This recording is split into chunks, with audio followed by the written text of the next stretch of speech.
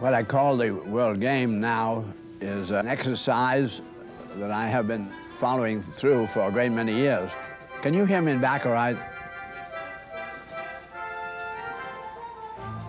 And it started with my being in the United States Navy at the time of World War I. At that time, the navies represented investment of all the science, all the chemistry, all the physics, all the mathematics known about our universe. And I was shocked that it was only going in this negative thing of killing.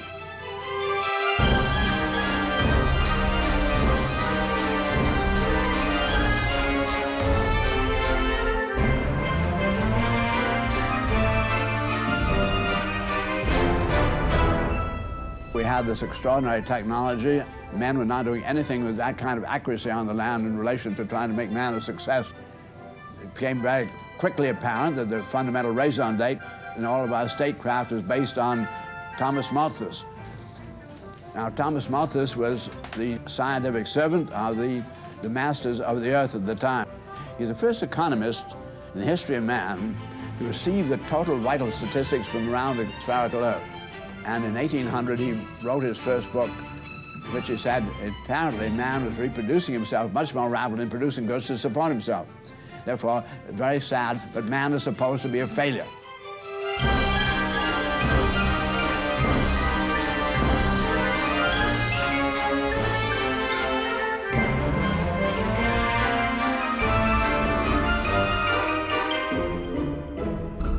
Shall we inform the whole world at that time being more than 90% illiterate and unable to then even read any information that was sent to them? Should we try to inform the whole world there's nowhere nearly enough to go around, we divide up evenly and all die slowly together? And that didn't seem logical to them at all. They said, what we can do is the following. All these people out here are ignorant of what we know about, and because they're ignorant, they think they have some hope. And we know they don't have hope, most of them. Why eliminate their hope that they're going to die, poor characters, and you might just as well let them die in ignorance. And ignorance and hope.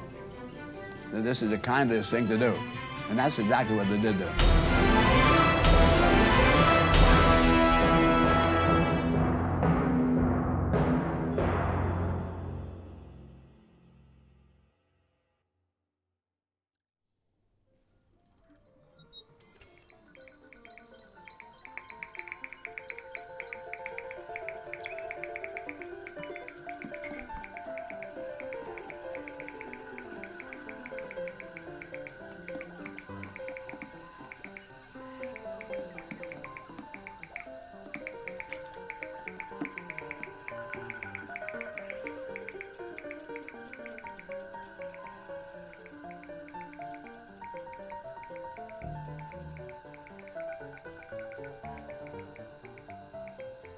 How's it going?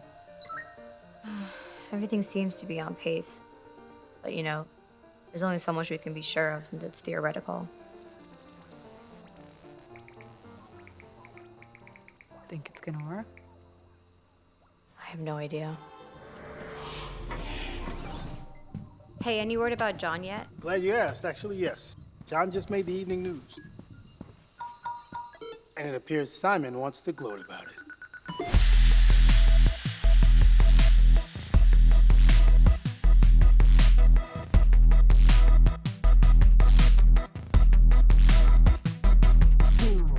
They call themselves Concordia, after the ancient Roman goddess of harmony. The pro-revolution hacktivist group, world famous after a decade of subversion, suffered a major blow this week with the capture of leader John Taylor.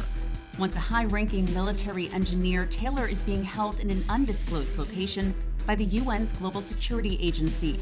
And with us to discuss is GSA Director General Simon DeVoe. Simon, thanks for being here. My pleasure. So let's step back if you don't mind. Who are these people and how have they operated with such impunity after all these years? Concordia was formed by a group of cyber warfare experts that defected from their military positions around 2050. And in the process, a great deal of classified information and advanced technologies were stolen. What kind of technologies? Mostly communications, cloaking, encryption, surveillance, hence why they remain so elusive. But the GSA's core concern is the theft of some highly experimental warfare technology, advancements in biochemistry and molecular science that have dramatic potential for large-scale harm. Aside from all the hacks, leaks, and other things that have made them so famous. Yes, they certainly enjoy being disruptive. Disruptive indeed. Just last year, they breached the accounts of the world's richest CEOs, extracting almost $2 trillion, moving that money into virtually traceless charity donations worldwide. I tell you, the warm, fuzzy feeling I got from that one is yet to go away. Delicious. Before that were the notorious email leaks revealing major Wall Street firms had lobbied CIA, MI9, and Mossad to help gain monopoly control of rare earth metals in Asia. Yeah, too bad it didn't do a damn thing. Corporate terrorism just gets worse. Exposure media does very little these days. It just sets a tone. And in 2054, they jammed both Chinese and American defense systems during the Saudi annex crisis, disabling thousands of warheads. A move Concordian sympathizers claim might have stopped World War III. And speaking of sympathizers, what do you make of the support? Legions of followers worldwide. Troubling, but I get it. Lots of problems out there. The food-water crisis, refugee migration, automation-driven unemployment, serious ecological decline. I get it, and it's natural to be angry. But anger doesn't solve problems or justify unlawful acts. This Robin Hood savior appeal of Concordia is just an immature fad. A passing trend. I think so. As cinematic as the idea is of Concordia, the radical yet benevolent protagonist fighting for their utopian revolution against the evil establishment, last I checked, this is reality, not a movie.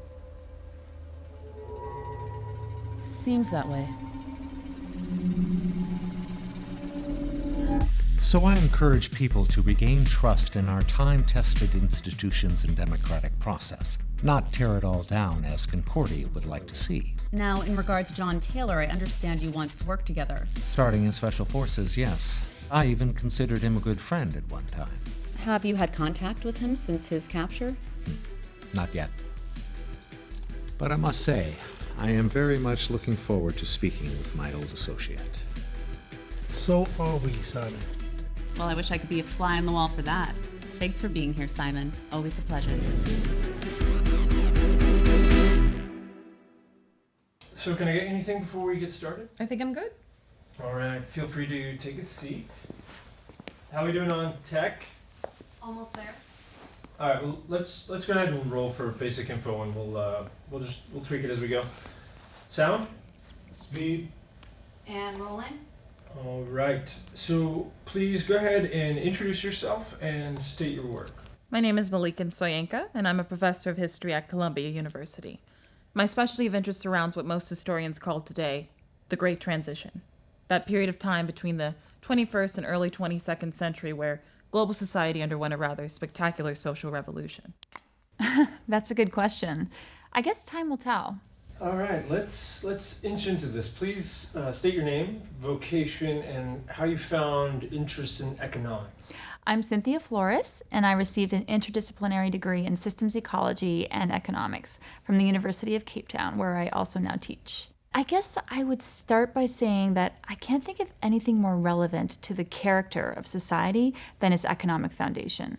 Hello, I'm Alenia Demir, and I teach epidemiology at the University of Istanbul. Epidemiology is the study of public well-being, or what one could call population-level phenomena, specifically the distribution of physical and mental health across society.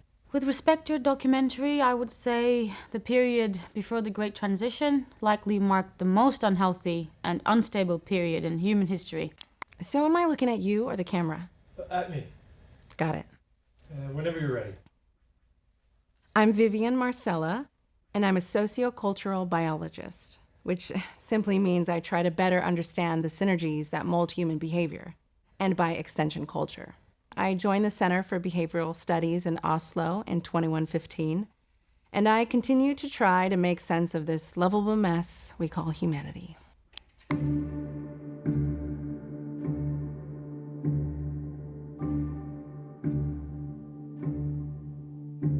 There's an exercise I often do with my first-year students.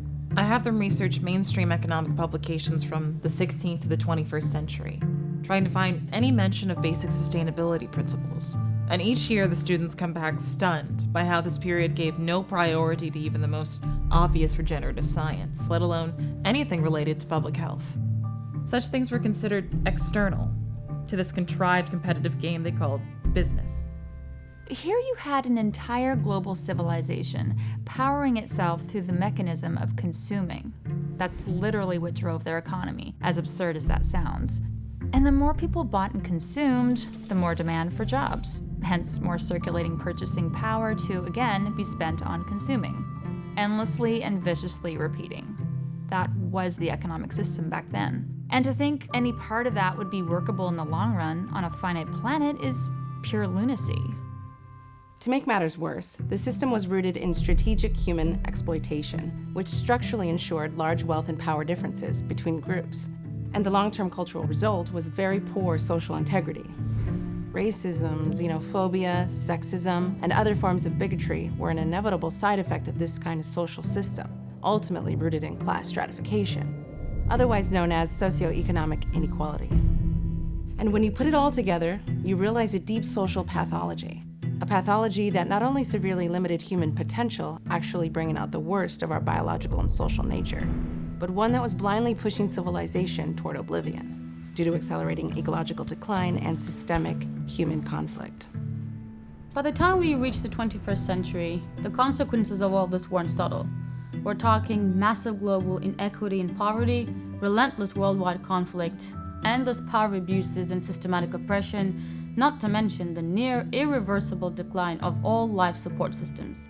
And while it seems obvious to us today, you have to understand the kind of indoctrination that occurred back then. The culture was so conditioned by the dominant worldview, they just couldn't recognize the flaws inherent to the structure of their society. So by force of this, they engaged in very superficial activism, centered around political institutions that really were just a parody of themselves. Attempts at social change were deeply fragmented in focus because people's understanding of cause and effect was so shallow. So the whole thing just became a spectacle, an endless blame game between groups. Their so-called democratic process centered not on actual policy, but around these political institutions that seemed to vaguely represent such policy. A true democracy, as we now know, allows for public consensus on actual issues, not the appointment of representatives to make those decisions for them. That's not really democracy at all. That's simply a watered-down version of authoritarianism, voting for kings and queens. And to add insult to injury, because society was rooted in this business system of property and trade, everything was for sale. People loved to argue about moral lines and ethics, but the fact was, politicians, and hence policy, was just another commodity to be bought and sold. So inevitably, those who did end up with true social power were the ones with the most wealth. That wasn't a corruption, that was simply the nature of the system. And needless to say, this business power subculture was certainly the least likely to want to change the very system that had so disproportionately rewarded them. And as science and technology increased efficiency, creating higher material standards of living in general, the lack of human rights progress and the anti-democratic nature of society became increasingly masked. People's dignity and integrity were bought off by gadgets and toys and addictions, feeding a materialist fetish that so distracted the minds of many. And I often ponder all this, trying to put myself in the shoes of the average person back then, especially in the more affluent and highly unequal regions, such as the United States of America. And it really makes me shudder. People stuck in traffic, piling into these office prisons to push paper around, engaging meaningless occupations that wasted far more energy and wealth than they created, so they can continue buying these things they don't need, elevating their artificial status, and so on. It's like a bad horror movie.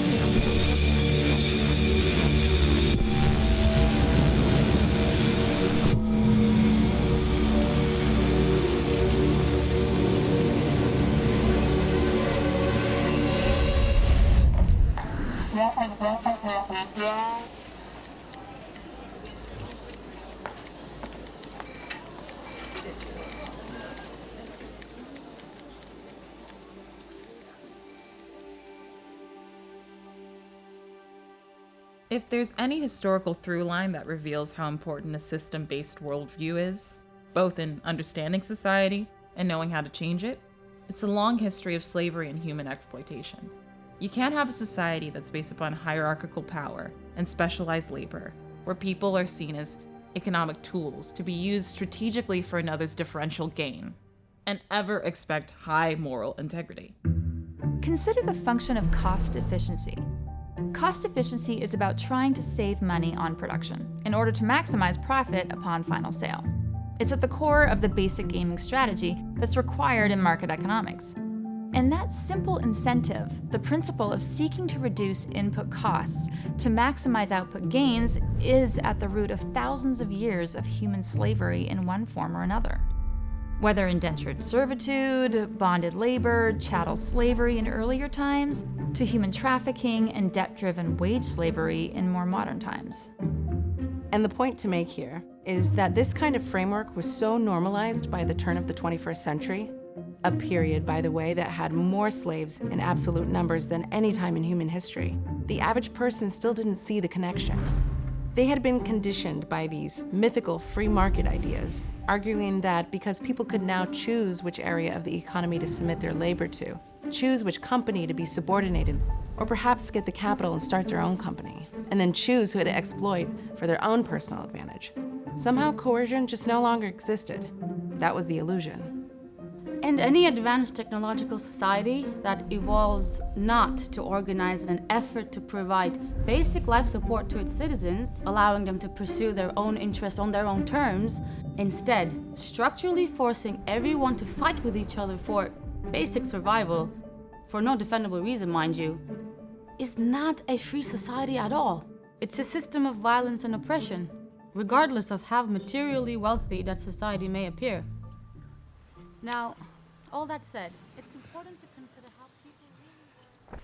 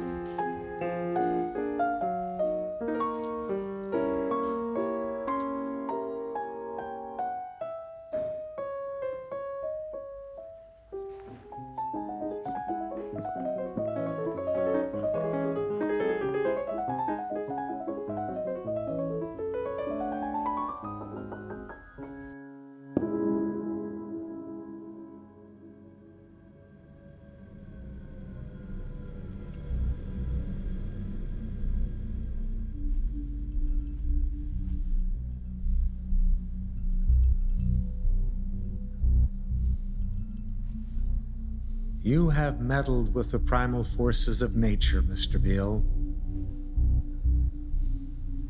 And you will atone. It's been a long time, Simon. So, the reason you're here with me and not in some vassal state being tortured is because the GSA needs your help. We're being overrun by a group of hackers, and they appear to be advancing their abilities faster than we can counter. Orion. That's right. Orion. We've been tracking them for years. Blood-eyed anarchists. They want to return civilization to the Stone Age. We figure if they continue their rate of progress, we only have a few weeks before they breach, taking control of our systems. That'd be bad. Hence our priorities. As aggravating as your little Concordia project has been, you were never this distasteful. You do realize that even if Orion is stopped, another insurgency, likely more malicious, is just around the corner, right? Your point? My point is one way to measure the integrity of a society is by how many outliers it creates. Violent criminals, inner-city gangs, serial killers, mass murderers, terrorists, to now this lovely hacker dystopia you've inspired. You have a systemic problem, Simon, and it's only going to grow.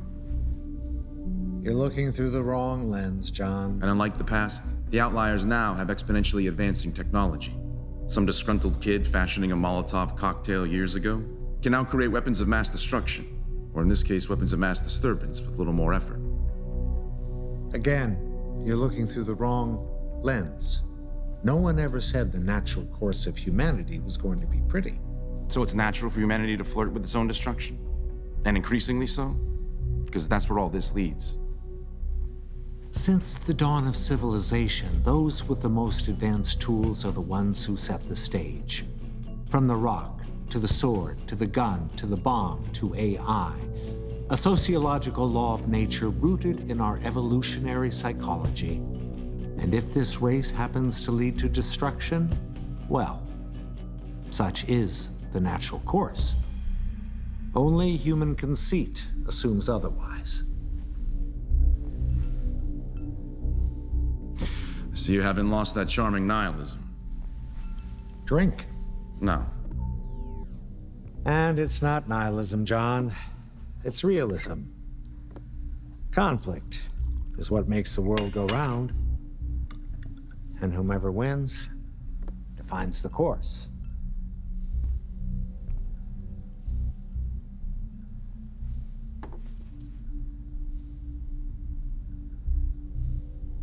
So what's the deal? The deal is you help us tame the barbarians at the gate along with anything else we ask. In return, you'll be granted a decent life here. This ship might be a place of work, but it's also a self-contained city. We go back a long way, John. And despite our differences, I would hate to see that genius go to waste. And if I don't? You know the answer to that. Aside from this possible Orion catastrophe, which I doubt your humanist ego would allow, you'll be turned over to interrogation, and it won't be cinematic. Either way, you're not leaving this ship. Okay, Simon. But I have one condition. I want you to put an end to Program UX-83, otherwise known as the Malthusian Mandate.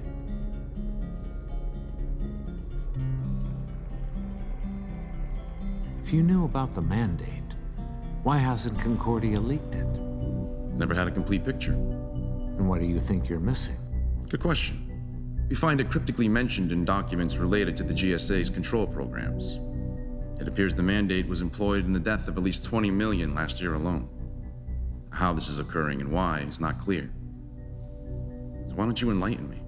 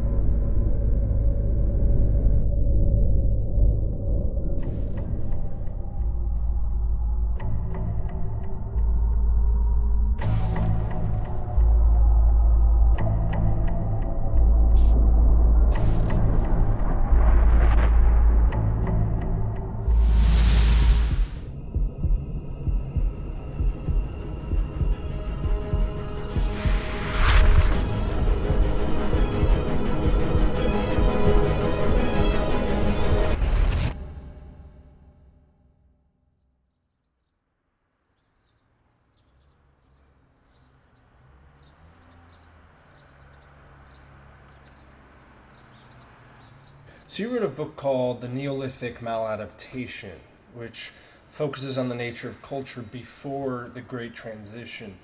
Can you clarify what you meant by this title? Sure. So, I think the defining question of civilization is what characteristics enable us to survive and prosper, sustainably and peacefully, over generational time.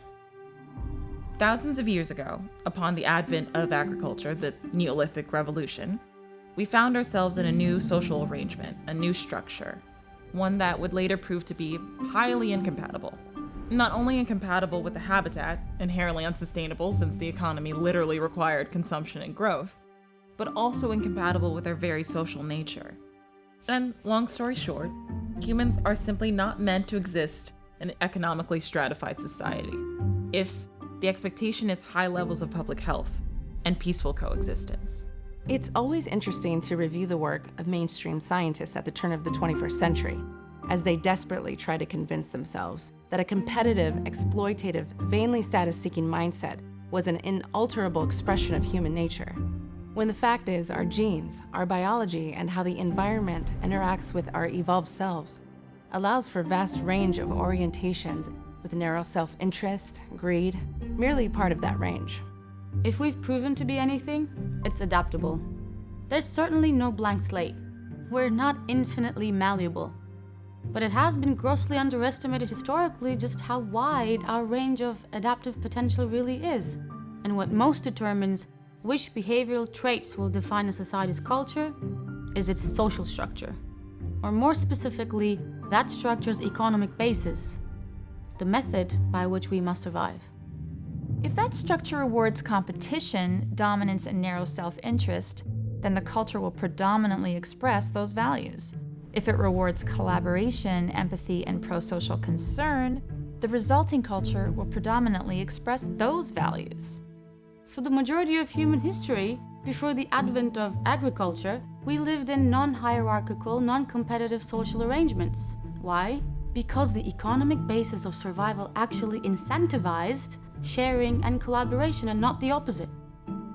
So, what I mean by maladaptation is while humanity did successfully adapt to the survival requisites born from the Neolithic Revolution, the resulting social structure, the system that became codified, proved maladapted. The economic system was simply incompatible with what was required for humanity to be sustainable in the long term, failing our need to integrate properly with the ecosystem, while limiting our ability to coexist peacefully with each other. And by the time of the Industrial Revolution in the 19th century, these flaws were rapidly coming to the surface. Conditions had changed, and if it wasn't for our dramatic transformation to break out of that system, there is little question. Society would have seen total ecological collapse combined with catastrophic global war. So it must be difficult to look back at that time, given what we know now. It seems like things should have changed much sooner, right? Sure. But it reveals that as much as we'd like to believe we're rational, objective beings, we're actually bound by deep social vulnerability. We are social beings first, and intellectual beings second. What you see back then is a kind of mass hypnosis that paralyzed society, keeping people short-sighted and fearful, prone to conform to the values and practices of those who happen to be winning in the contrived economic game. One glance at the media from back then gives it all away. Status posturing, people obsessed with appearing affluent, accomplished, loved, famous, beautiful, all a kind of pathological emulation of those of high socioeconomic status, billionaires, celebrities. As one notable philosopher stated long ago, it is no measure of health to be well adjusted to a profoundly sick society. So, once again, it all begs the question, what actually defines success in the human condition? What kind of culture is most optimized to sustain itself over time, while of course being happy and stable? And while there's plenty to learn, we do know what doesn't define it. The excessive, materialistic wealth and status-driven neurosis, so characteristic back then, has literally zero positive relationship to long-term species sustainability and optimized public health. In short, the values were dead wrong. And not to sound mean, but if I were to resort to derisive status labeling common to that period of time, there's no question that the greatest failures were the ones who owned mansions, drove overpriced cars, or luxury jewelry, maintained extremely lucrative yet completely meaningless occupations, while hoarding great wealth. What kind of sad, insecure creature needs to flaunt such excess, clearly signaling opposition to other people's well-being? True success is reinforcing harmony, balance. The goal is not necessarily to become something, but to find out who and what you truly are, and how you fit inside the ecosystem of nature that gave birth to you. The most successful people, the true winners, are never the ones striving for celebrity and material excess. They are the humble minimalists, valuing how they can contribute to the well-being and health of everything, realizing the world as one system. And the more they optimize that contribution, the more truly successful they actually become. When I look back on all this, I think what I find most tragic is the spiritual loss of the individual, how people were fundamentally alienated from themselves, their identities hijacked by competitive insecurity, trying to conform to some acceptable profile that would serve their advantage best, not who they actually are, but what the system requires them to become.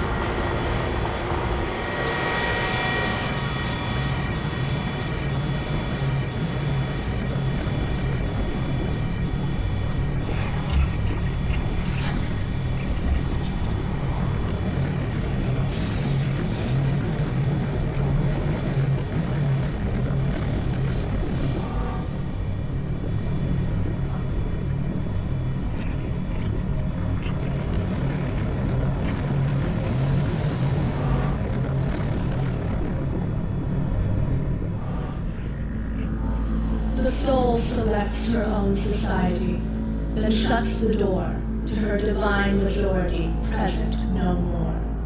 Unmoved, she notes the chariots pausing at her low gate. Unmoved, an emperor kneeling upon her mat. I've known her. From an ample nation, choose one, then close the valves of her attention like stone.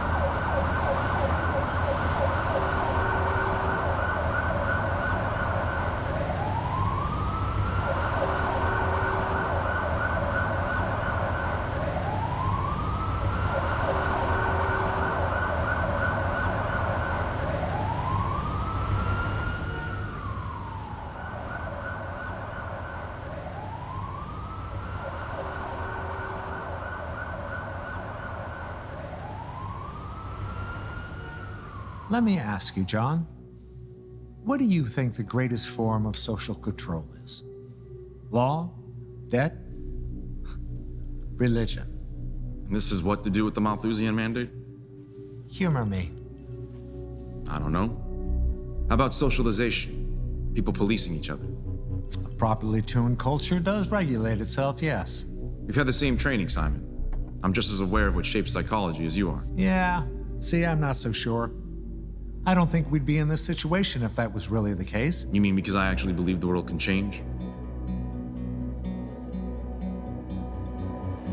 A child's born, biologically programmed to adapt to its environment. It grows, inching through formative years, shaped by the traditions and beliefs of culture. Institutional education introduces structure, creating comfort with authority, regimentation, status.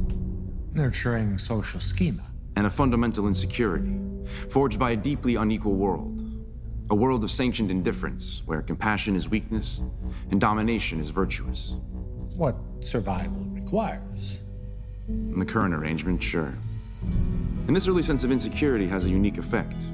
Once childish tendencies we humans are supposed to grow out of, attention-seeking, spoiled self-interest, manipulativeness, bullying, competition, become ingrained, maturity stunted, setting the stage for yet another disciple in the cult of narcissistic individualism. Poetic. By the time higher education is reached, formalized academia, the stronghold of the status quo, where natural curiosity may remain, is now further constrained by specialization, myopic focus, detached from the pursuit of knowledge, existing only for the sake of commercial utility. To define their product. And ultimately their identity, becoming little more than yet another agent of trade, a civilization reduced to the goal of endless striving, to sell something to someone else. The world is a business, Mr. Beale. And so the cog turns. But in those fleeting moments, economic stress does subside. When the shackles do come off, existential turbulence blooms as they desperately search for some kind of deeper meaning in the daily grind. In this emotional void, this state of loss leads to pathological escapism. Distraction and self-medication become the hobby. So they turn to their screens, windows of projected normality, equating freedom with the unattainable delusions of wealth, fame, honor. While constantly being reminded that they are the authors of their own misery. And success can only be a matter of winning versus losing. Since the vast majority will no doubt lose, they live vicariously. If their sports team wins the game, so do they. If their country goes to war, they wave their flags as if they were at war, while following their celebrity heroes, feeling as though somehow that success mirrors their own.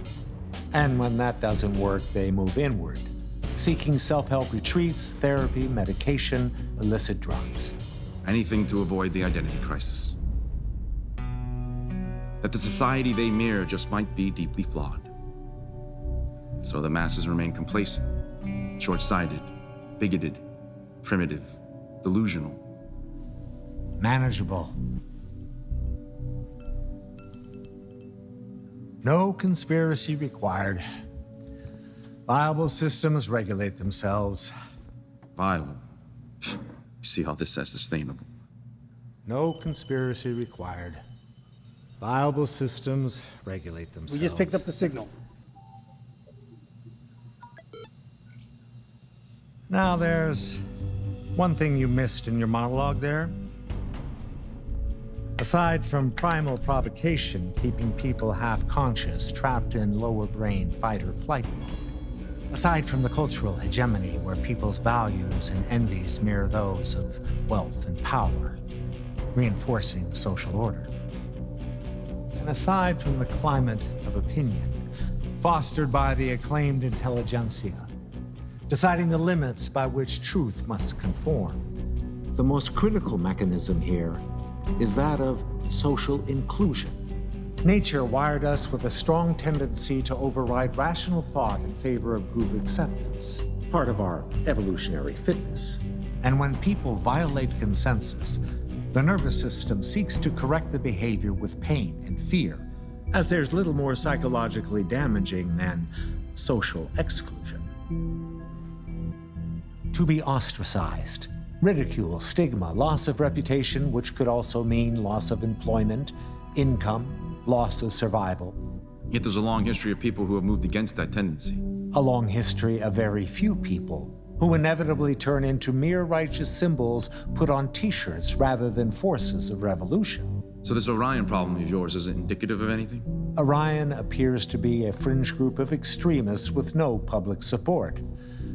This is about normative culture. And my point, John, is that given our social nature, the stronger force here is not on the side of reason, it's on the side of inclusion and conformity. And that, my friend, is the greatest form of social control, and why the masses will never break out of its self-perpetuated oppression.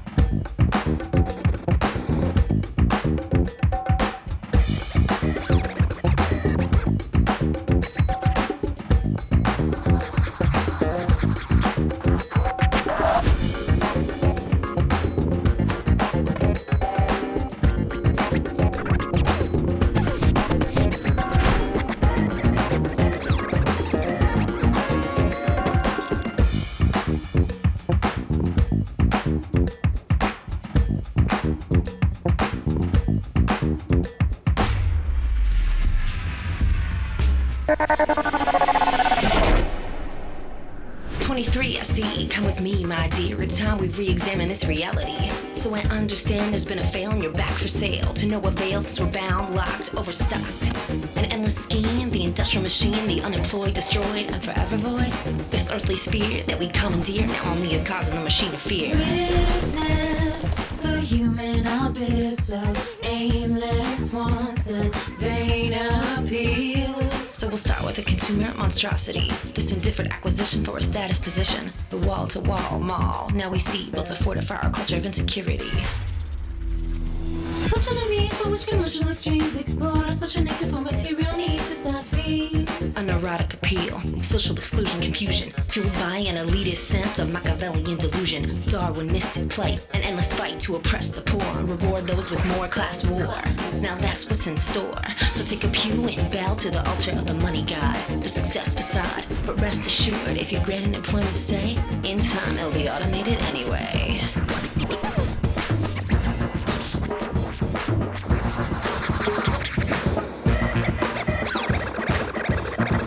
You ready? Welcome to the freak show, baby. This is what it is. You aren't more than property here, dear.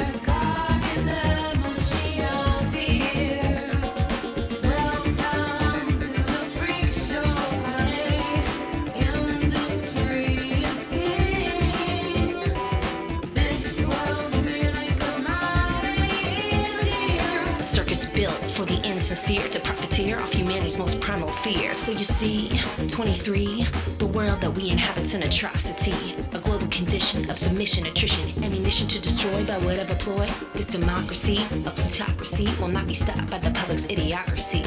So pick a complacent face and submit yourself as an inferior race, kicking it up to the higher class that has amassed wealth beyond the brutally vast as a death toll mounts for all to see. The slow motion genocide known as inequality. So welcome to the freak show, honey. The society beset by the capitalist threat, and the cast is currently stocked. But we'll let you know if we need another floor to be mopped.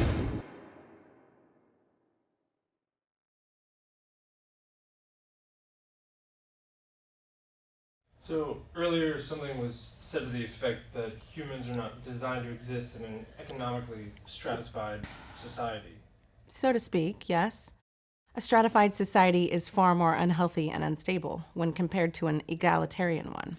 But it seems like a pretty bold conclusion. Can you elaborate? Sure. Consider our biology, specifically the human brain. We're profoundly wired for social response. For instance, the same brain centers that react to physical pain also react to emotional pain, such as feeling rejected, excluded, or shamed. In early life, socially isolated infants not receiving proper affection will fail to produce critical growth hormones, harming development. While in adulthood, similar effects occur. For example, there were these dehumanizing institutions called prisons, and they practice solitary confinement, severe social isolation, and that practice literally caused brain damage. Now, what do these examples have in common? They are negative responses to social-related stress. And when you review the past 200 years of epidemiological study on the issue, you realize that an economically stratified society is one of the most toxically stressful conditions you could ever impose upon the human species. We've all learned about the horrors of abject poverty, a condition that affected 1 billion people at the turn of the 21st century, causing literally millions of deaths each year. But the negative effects of economic stratification aren't limited to the distinctly poor. Inequality harms just about everyone, a kind of social pollution. And the lower one finds themselves on the stratified ladder, the worse their health becomes on average. Consider a lower-class mother, working 2 jobs, in debt, can't afford a car, living paycheck to paycheck, while trying to take care of her young child. They may not be homeless, starving, or even poor by legal standards, but every day is still a battle to make ends meet. This is known as relative poverty, or more formally, low socioeconomic status. And a defining characteristic of this condition on average is high psychosocial stress, meaning stress related to social factors. This stress includes not only feelings of general insecurity, such as worrying about paying your bills, affording your child's next doctor visit, or losing your job, but also the stress of social status itself, how one feels about themselves compared to others. And while that particular aspect may seem trivial, the fact is, our brains have evolved to react in profoundly specific ways when it comes to how we think others see us. We have an acute sensitivity to our perceived social status. In other words, it's not just about the stress of endless worry and the technical difficulty of being poor that's toxic. It's equally, if not more, about the stress of feeling poor.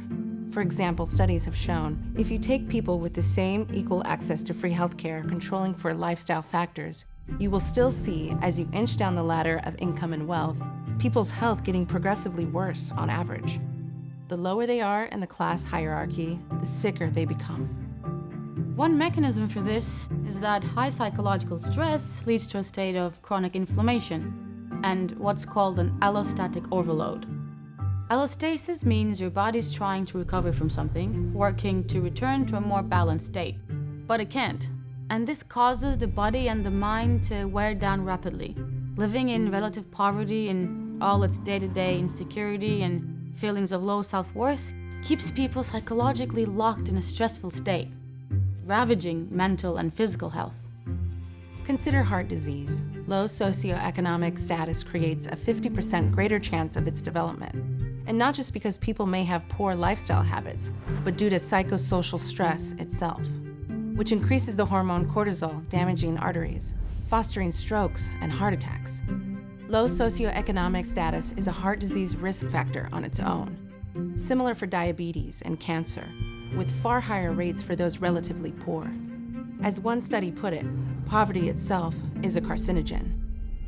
And given that heart disease, diabetes, and cancer were some of the leading causes of death in that highly unequal global society of the early 21st century, these facts help explain why lifespan gaps between the rich and the poor were shockingly wide, ranging from 15 to 40 years depending on region. And then you have mental health.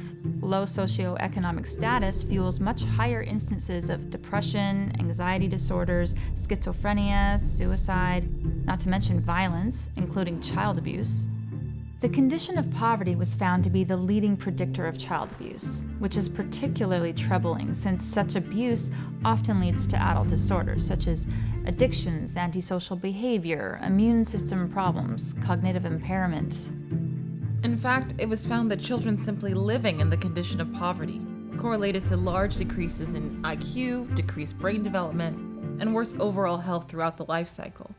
Personally, I would argue that if child abuse is about negligence and harm, any society that tolerates the existence of poverty, when it has the means to end it, is a society that is fundamentally abusive to children. Now, as far as behavioral violence in general, it's no surprise the pre-transition period was saturated in it. The emotional pathogen behind most acts of violence is shame, and inequality produces shame like a finely tuned machine. Shootings, gang violence, terrorism, domestic violence, all highly correlated to inequality, like a toxic cloud hovering over civilization. The more economically unequal a society, the more violent it tended to be on average. And that goes for most everything in terms of negative public health outcomes. With higher incidences of disease, crime, obesity, infant mortality, homicides, teen birth, mental illness, poor education, conflict, domestic abuse, illiteracy, suicide, premature mortality, overall mistrust, and much more. There is no viable defense of its existence on any level, and it's certainly not representative of a fixed human nature. Humans are basically allergic to socioeconomic stratification.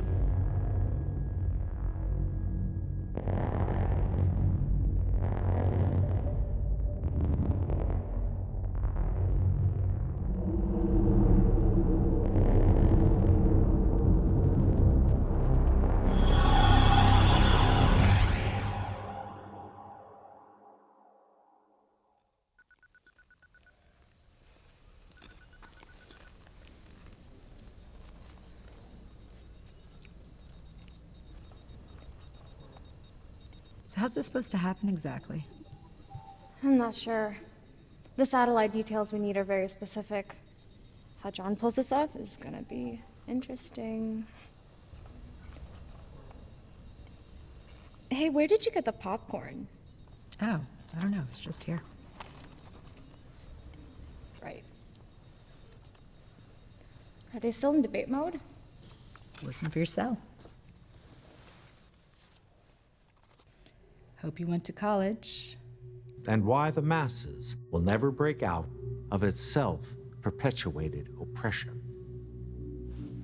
Historically observable, biologically sound, and grossly exaggerated.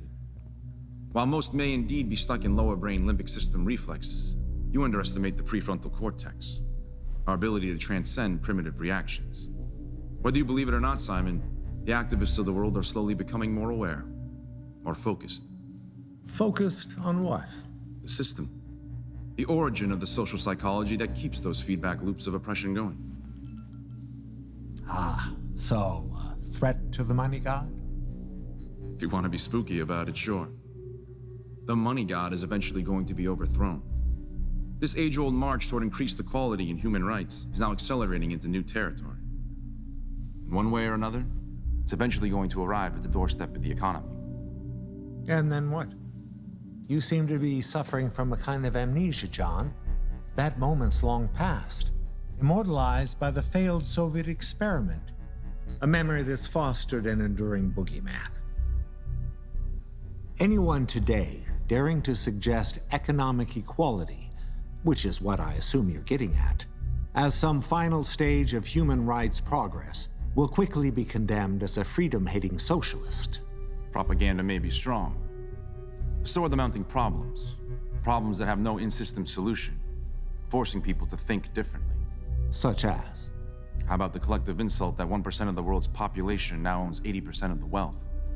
Or more importantly, that every life support system continues to be in decline, with now millions dislocated, famines, wars, growing poverty.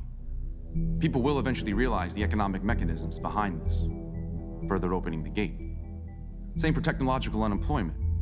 Half of all jobs have already been automated. And while nations have compensated by giving basic income, the system contradiction is still clear. What happens when people realize this welfare program is really just an excuse to keep the labor system in place, hence keeping the ruling class in place? You assume too much, John. 3/4 of the people on that planet believe in supernatural beings that live in the sky, affecting their lives. You're projecting your rare intelligence upon a sea of glorified savages. And if you think the activist community has anything in their toolkit to even approach system-level change, you're not paying attention to their ignorance. You mean the spectacle? People piling into free speech zones, holding up signs, yelling at buildings, ranting on social media, creating political art, poetry, writing books, making movies. I agree, it's mostly catharsis. It's a pressure release valve, easing periodic tension, making people feel like they're actually doing something. Aside, of course, from helping the economy, the anti-establishment market has been increasingly profitable. Yes, the anger dollar. If only such outrage could be packaged and traded on Wall Street, right? And then social change might have a chance.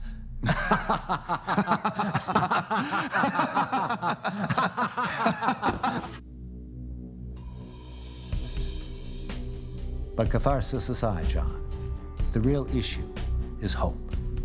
Activism today is a hope industry.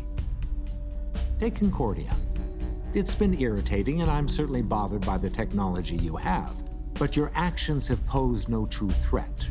What you do is give your millions of fans hope. And hope is a drug that subdues. So the long history of rights progress is meaningless? The abolition of slavery, women's liberation, child labor laws, unions, indigenous restitution, global decrees, LGBTQ equality, disability acts? All adaptations and accommodations. No threat to the system itself. Take abject slavery. The origins are clear. It was never about racism. It was about economic exploitation. Hence, business as usual. And yet, racism took the heat. The system connection goes unrecognized. Limits of debate. People have been conditioned to seek moral causes rather than structural ones. Which is exactly my point.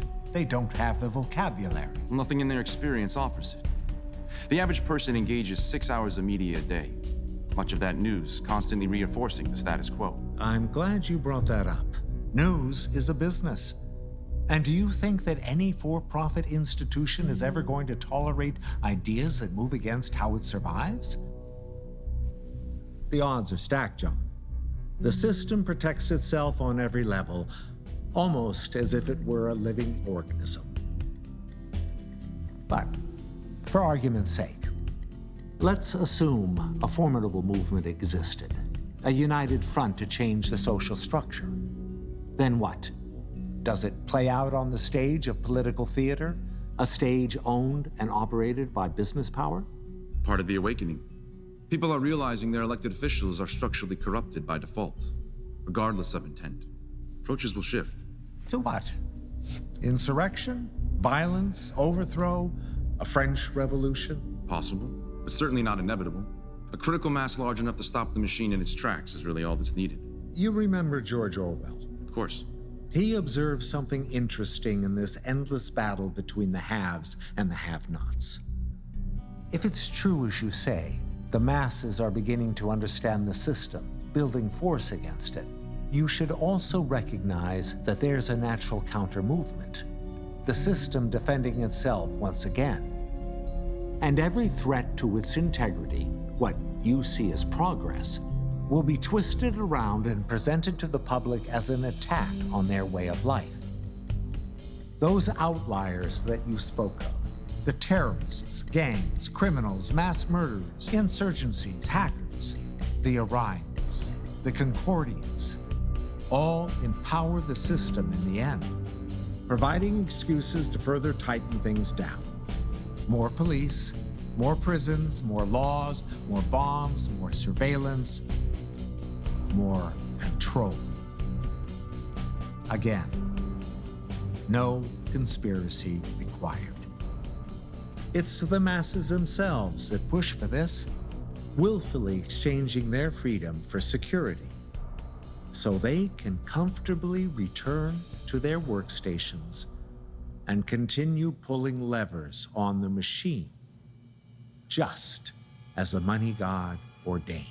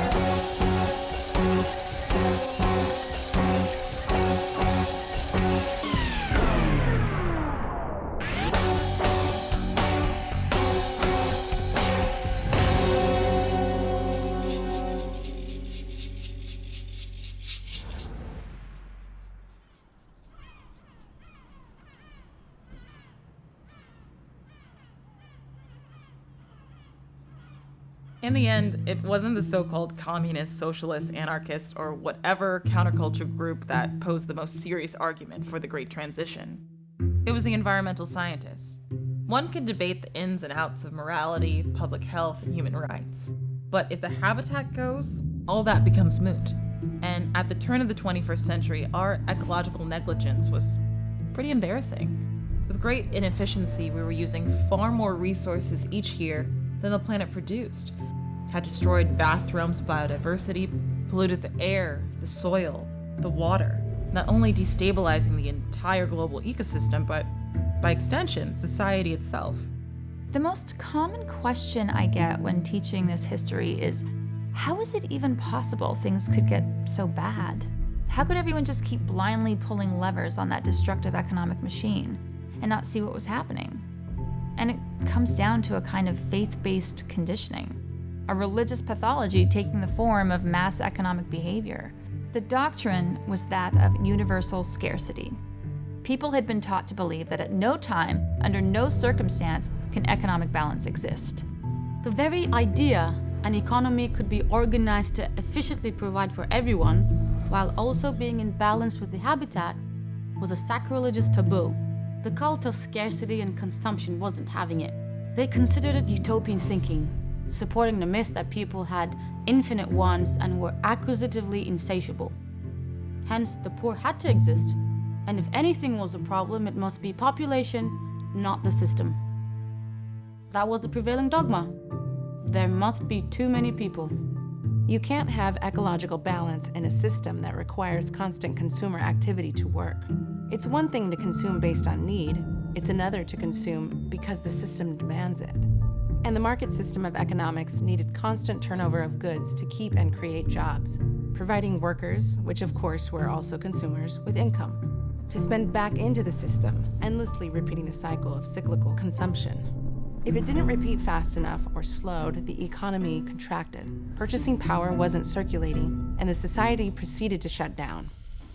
A very unique historical moment occurred in the early 20th century, when it was realized that technology was now creating a goods surplus, and great confusion ensued.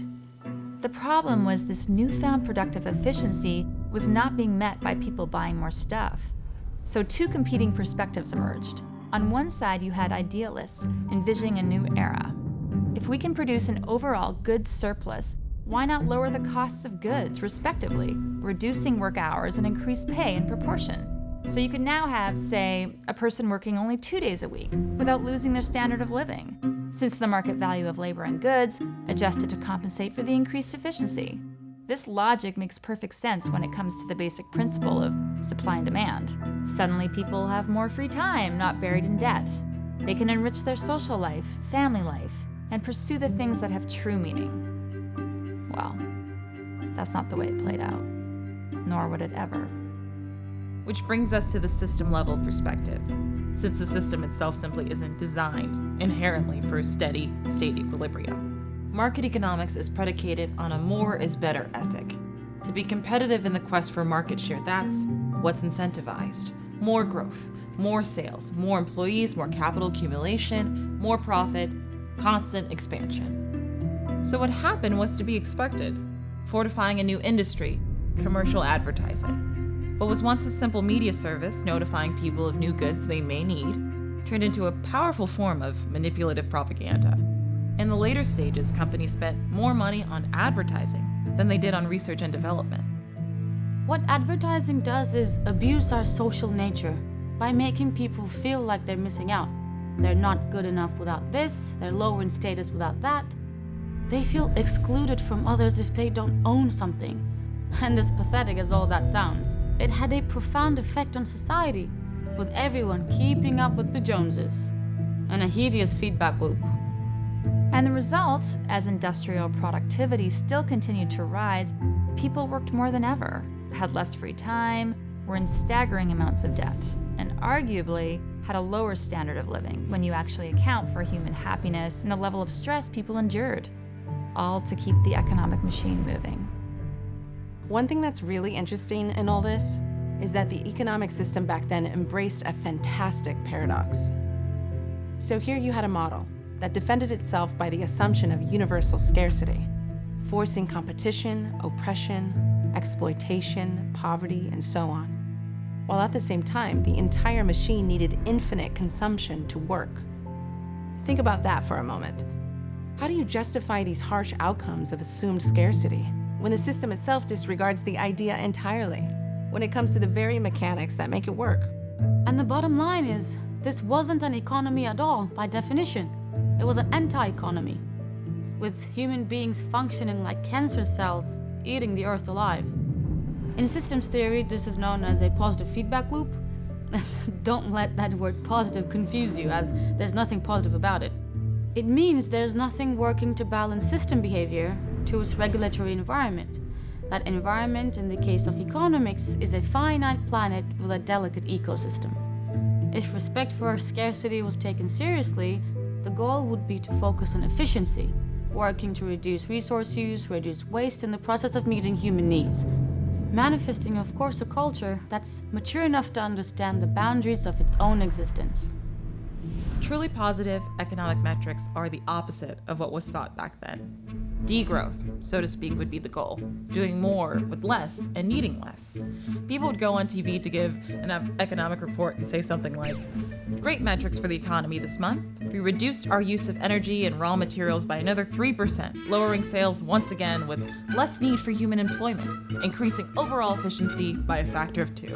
We continue to be in homeostatic balance with the planet for yet another year, and humanity has more free time than ever." Here's Tom with the weather. Well, it's clear skies across the hemispheres. The Amazon rainforest isn't on fire. We aren't clogging the atmosphere with CO2, and we haven't seen swarms of refugees cascading across continents in search of food for some time. And the fog of billionaire douchebaggery seems to have cleared a bit. We do expect some precipitation, adding to our already abundant fresh water supply, further improving topsoil, while global abundance measures has everyone sitting pretty for the foreseeable future. Yeah, you would never hear anything like that. Instead, the opposite. Some dickhead PhD Ivy League market economist religious fanatic who literally has no clue what the word economy even means would come on and say, "Quarterly earnings were down last month in most sectors as GDP slows.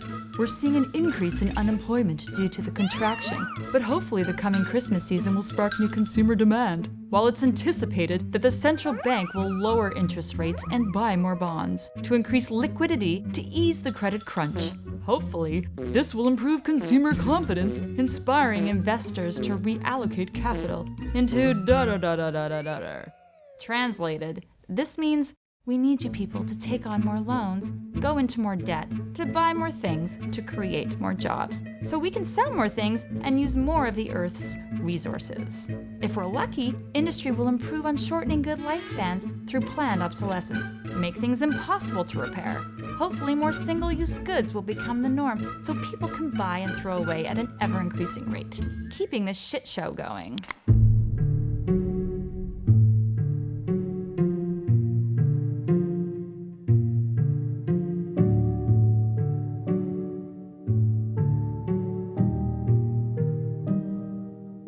So I want to shift gears here a bit and ask you about your work in group identity, specifically how it relates to economic conditions. Well, like everything is complex. As we talked about earlier, our social nature can get the best of us, and we have some interesting evolutionary wiring when it comes to groups. Us and them, in-groups and out-groups, and perhaps what's most unique is what defines an us and what defines a them is subjective and culturally dependent. If you grow up only being exposed to people who look like you, and then you're exposed to those that don't, your brain tends to fire with apprehension. But the same thing also occurs with something even more trivial, like baseball caps. You show people who like a certain team photos of that team, and then throw in a photo of an opposing team member, the same thing occurs. So for whatever evolutionary reason, we have a propensity to divide society up and make judgments. And there is no value in it whatsoever, it's just dangerous baggage. And before the Great Transition, because the economy was fundamentally divisive due to its competitive nature, bigotry and group oppression was a huge problem. So you have the human species developing in pockets around the world with different environmental exposures, not only shaping appearance, such as color of skin, but also setting in motion cultural differences. And as these groups began to mix, it got very messy, which is why you see, especially by the 20th century, strong social movements by people trying to stop group oppression, at least on the legal and political level. The demand for gender, ethnic, sexual orientation, and create equality was constant, with modest success given the fact society was still stuck in an economic mode based upon mutual exploitation, amplifying the tendency for group antagonism. But there was a side effect to all of this. Rather than seeking equality to neutralize the group identity problem, many chose to embrace it. They took what was an artificial construct imposed upon them and defined themselves by it. For example, someone descended from the African slave trade in America is only a black person via the construct of being called so. There is no such thing as a black person, just as there's no such thing as a gray person, just as there is no such thing as a white person. These are all social constructs that have been invented to artificially categorize people. And the same applies to culture. Just as there is no such thing as a white person, there is no such thing as an Italian person, or a Buddhist person, or an Irish person, or a Jewish person. It is one thing to have a valued practice, meditation, or sense of philosophy that inspires you and educates you. History is rich with beautiful traditions across many belief systems. Dogma aside, religion itself helps to serve as a kind of gateway into our spiritual and intellectual evolution. Finding meaning in meditation, or putting up a Christmas tree or lighting a menorah creates ritualistic connection that can have great personal meaning. But engaging Buddhist practice doesn't make you Buddhist. Being born from a bloodline in Italy doesn't mean you're an Italian, and going to church doesn't mean you're Christian. The moment you go from a person that enjoys the practice of something to saying, I am this or that, is the moment you draw dangerous lines through the species. Taking such pride in your ethnic, religious, or regional background creates an identity with the group by label, and it is fundamentally elitist and bigoted by nature. There is only one race, the human race, and within the confines of that fact, to separate yourself any further leads to absolutely nothing positive.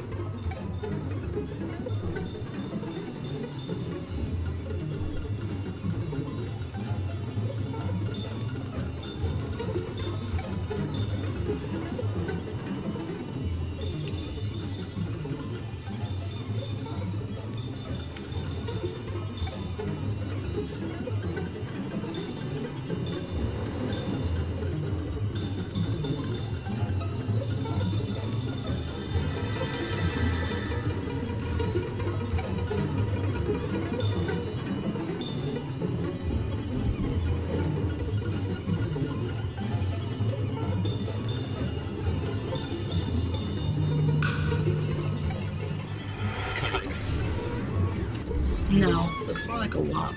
Yeah, greaseball Dago to be sure. Just another Eurotrash wetback. Cracker, guinea, freeloader. And look at those clothes. And Nancy Drew Becky wanna be Stacy. Looking for her Chad that never comes. No doubt a tree-hugging, dirt-worshipping feminazi. Soy boy, beta cuckmag. A card-carrying, purple-haired, muff-diving, spook-loving, self-righteous socialist peanut. Coloring in her little book with her jungle bunny. Towelhead libtard comrades. Just a sea of bleeding heart, social justice warrior welfare queens. Boot-licking, anti-freedom, globalist, vegan, red zombie. A communist, snowflake cum dumpster. So just move back to Cuba with all the other crybaby, progressive, leftist, Marxist Antifa utopianists.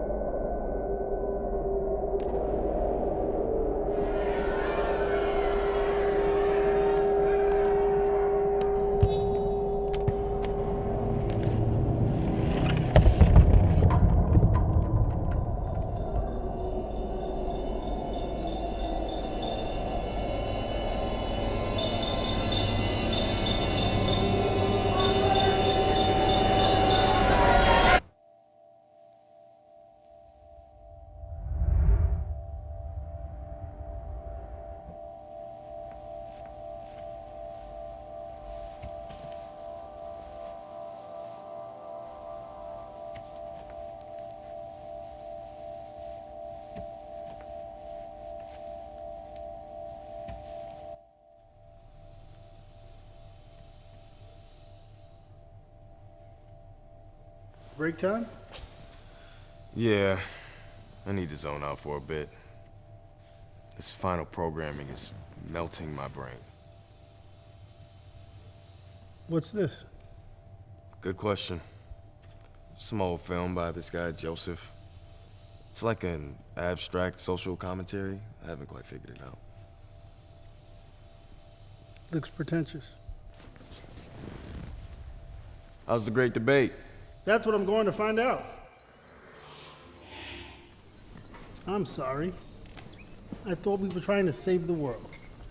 Everything's ahead of schedule. And I can't do much more without the satellite coordinates. Plus, this is getting good. Mm-hmm. According to the script, looks like John's about to school Simon on the nature of hierarchy. Wait, how is it we're seeing both in the shot at once? The camera links to his eye. Audiences don't usually notice things like that. And besides, where do you see equality in the animal kingdom? No one's equal, John. And it'd be painfully boring if they were. Humans are diverse. Everyone has different capabilities, strengths, weaknesses, talents. The push for social equality and human rights is about how that diversity is understood.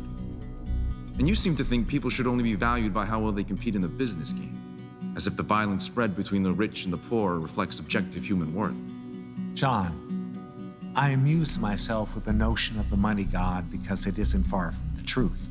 Some system has to exist to divide up a scarce world, and nature has spoken as to what that system must be. Those who reach the top of the pyramid deserve it, not because you or I think it's right, but because that's what nature's selecting for. So nature prefers sociopaths and psychopaths to guide the species? Because those are the dominating traits of the ruling class today. The system is as the system does. Is that what the Malthusian mandate's about?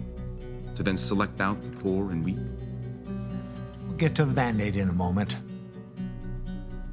I'm still bothered by your denial of the fact our social system reflects our true biological nature. And if this revolution you speak of did magically occur, it would just be a matter of time before the innate compulsion toward social dominance prevailed yet again. Deep down, John, the slaves don't want to be free. They want to be slave owners. Nice one. Too bad history paints a different picture. Power hierarchies have remained constant throughout recorded civilization. For perhaps the last 12,000 years, sure. You know as well as I do, before the discovery of agriculture, there was no such thing. 99% of human history has been egalitarian. I said civilization, John. Meandering hunter-gatherer tribes, chucking spears and eating grubs isn't civilization. How contemporaneous of you. Yet 20th century study of numerous hunter-gatherer tribes, those still surviving in remote areas, just as they did thousands of years prior, actually show socially rich cultures. Adult lifespans not far from ours, relatively peaceful and balanced with nature. No leaders, no group hierarchy, no inequality. To argue today's society is somehow more civilized is dubious at best. Well then, perhaps you can encourage all your enlightened followers to come together and live out their utopian fantasy in the Amazon jungle. You mean what's left of it? What hasn't been destroyed by the supposedly advanced culture that's ravaged the natural world into total decline in the name of infinite consumption and economic growth? And the point here, Simon, is hunter-gatherer cultures are evidence of human variability. Variability which contradicts your vague biological determinism. John, just because history shows a range of behaviors across time doesn't prove anything. The introduction of agriculture indeed changed the human condition because it triggered a dormant trait in our evolutionary psychology, a trait that wasn't expressed before. How? By the advent of economic surplus. Economic surplus? Resources and goods that could be stored, hoarded, stockpiled, owned, traded, controlled, leveraged for personal gain, a phenomenon that was impossible in hunter-gatherer reality. And it was that realization that sparked our now omnipresent drive toward dominance and hierarchy. I didn't know that. Genetic dormancy of an evolutionary expression needed an environmental trigger psychological drive that then morphs into complex oppressive institutions and structures. Compelling, intuitive, plausible. Too bad it's total bullshit. Old simpleton, pedestrian, biodeterministic conclusions that are nothing more than elitist projections. You think it's wise to insult me given this circumstance, John? And listen.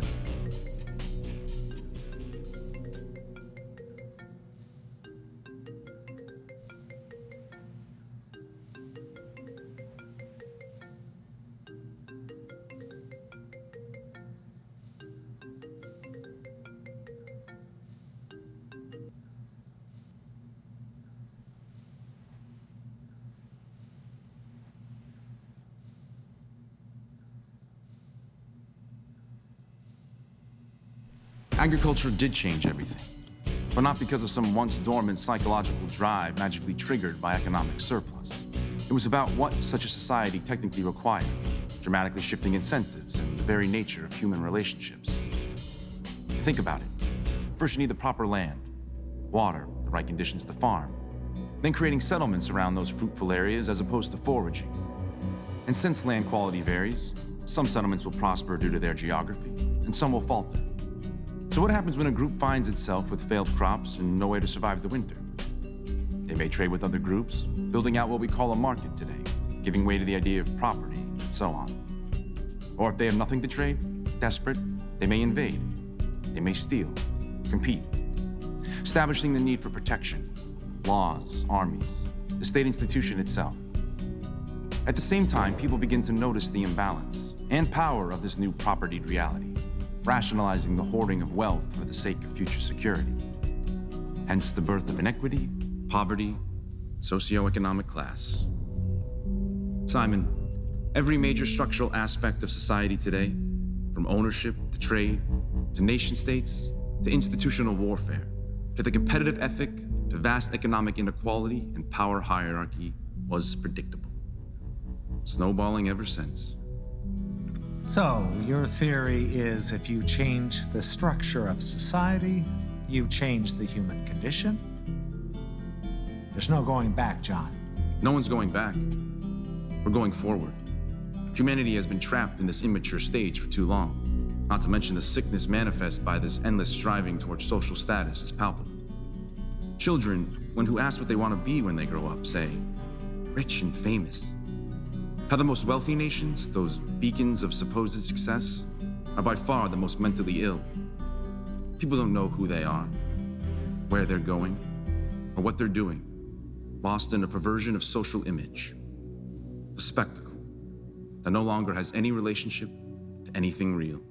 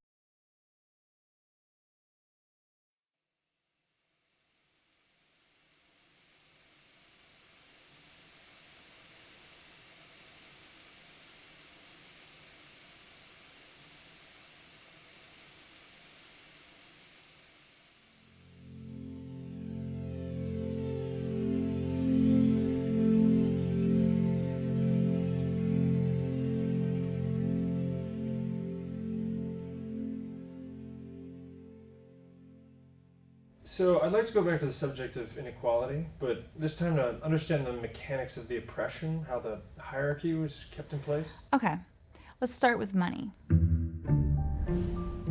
Money was the infrastructure of the market economy, and how it was created and moved around was instrumental to lower class oppression. So you had these things called banks, and they had the ungodly power to make abstract value out of nothing.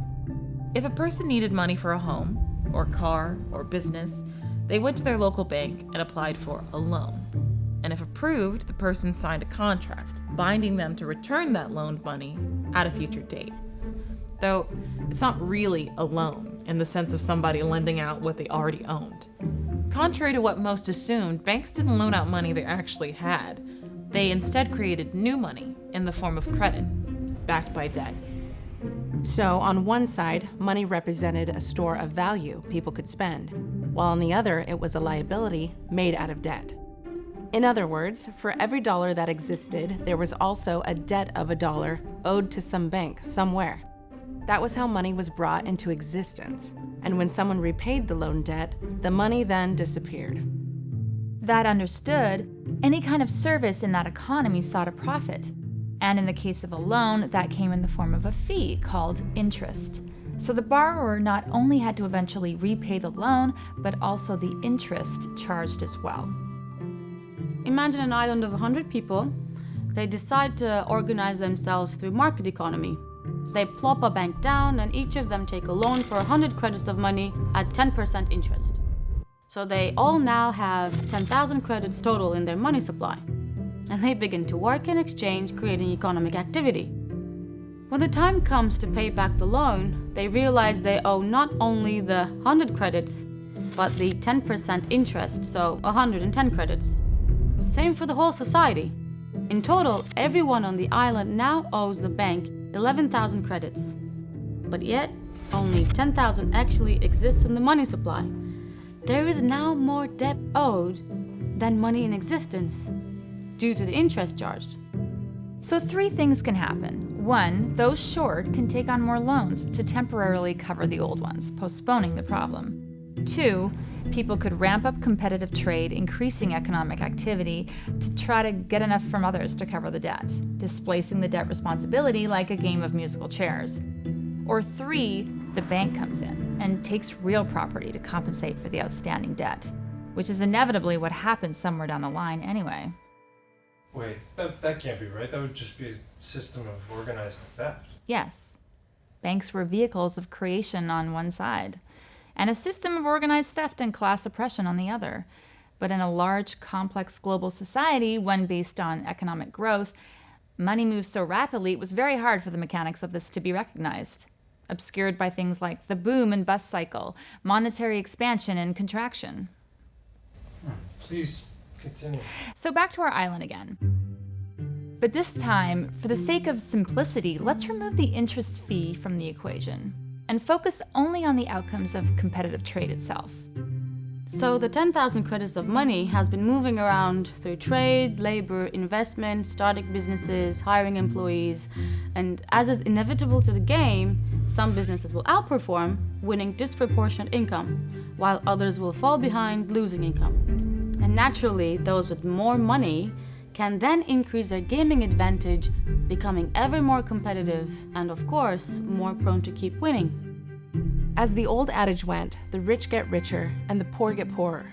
A small business with limited means simply can't compete with a larger one that can outperform them in the same service due to having more resources to work with.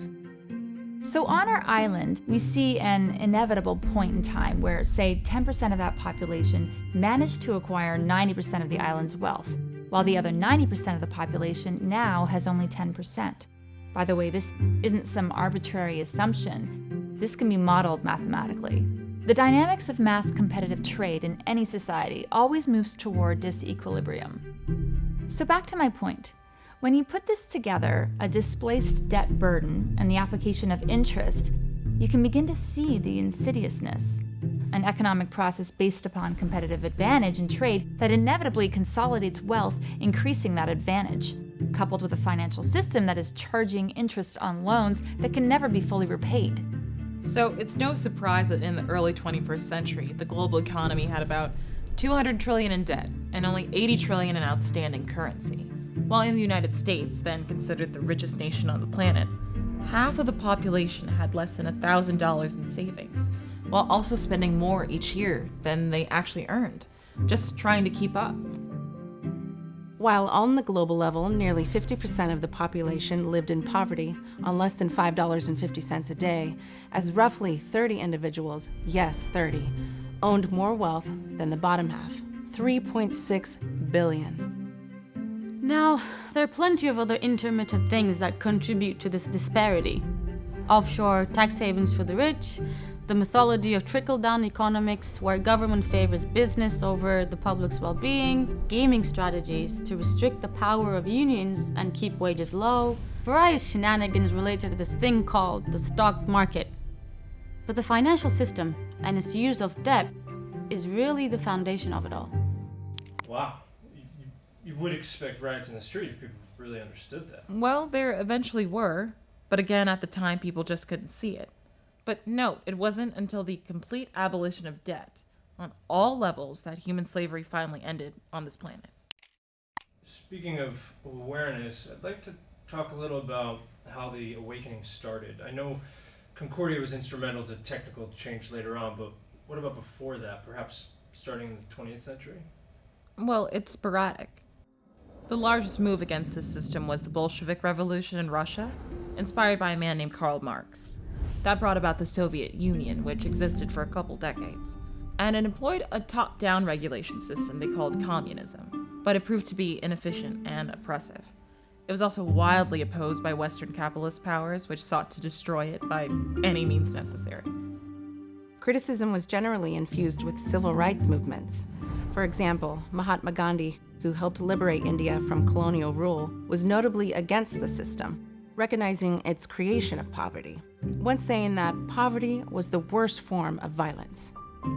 Dr. Martin Luther King Jr. was also steadfast against capitalism, seeing it as a part of a system of oppression, fueling racism. Same for the Black Panther Party. That had chapters all over the world in the 1960s. You also had more academic-minded organizations, like the technocracy movement, largely inspired by famous economist Thorstein Veblen, who recognized that a society run by business people was a very bad idea. And by the 21st century, when economic inequality was reaching unprecedented extremes, coupled with a growing ecological crisis, many more were realizing something had to be done. But there is one that sticks out to me, in the context of the value system disorder present at the time. An iconic speech given by a man named Omar Badillo. Omar was born in poverty in Los Angeles, California. And as a young man, he just happened to win the largest state lottery ever in 2037. And he decided to use that money to solve the vast homeless crisis in his hometown. He funded nonprofits, established housing, treatment centers, not only getting people off the streets, but really helping them recover and acclimate, something that hadn't been done before. And they gave him a Nobel Peace Prize for it. But what he had to say during his speech wasn't exactly what they expected. Mine damer og herrer, det en glädje för oss att önska välkommen till vinnaren av Nobels fredspris, Omar Badillo.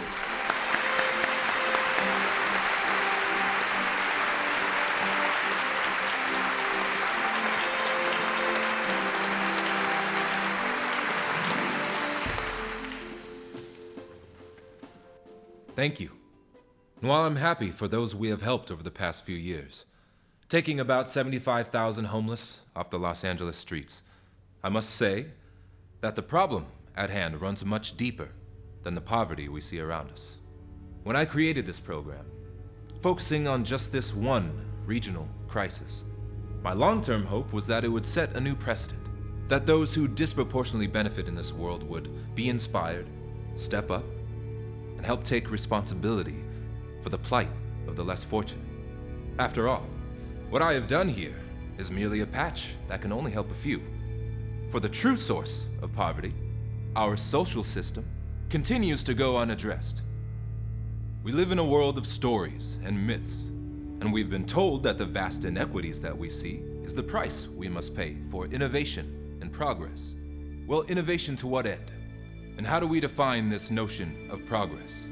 For if progress is about how much one can own, the availability of jobs, the state of a nation's GDP, the rise of the stock market, or the development of some gadget to entertain and distract you, then we face a serious existential crisis.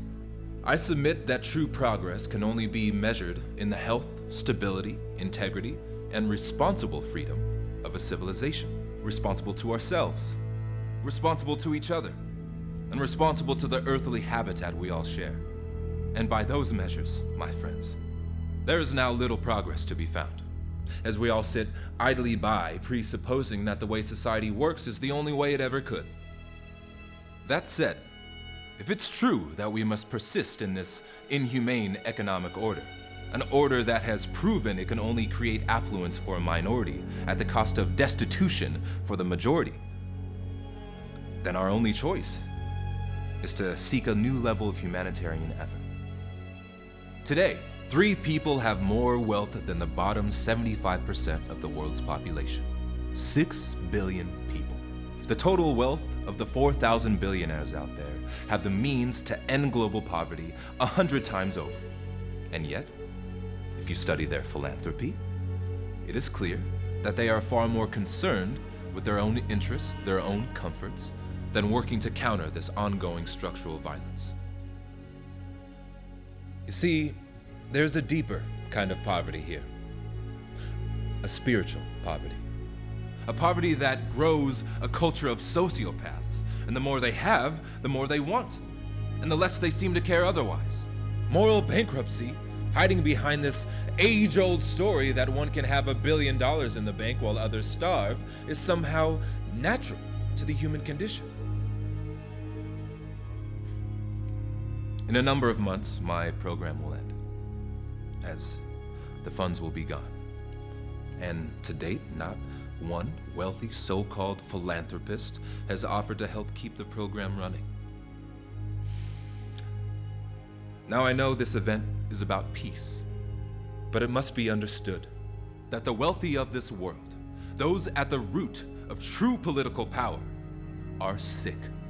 Their priorities have nothing to do with true progress, and the time for tolerance is over. The billionaires of this world are not symbols of success. They are symbols of violence.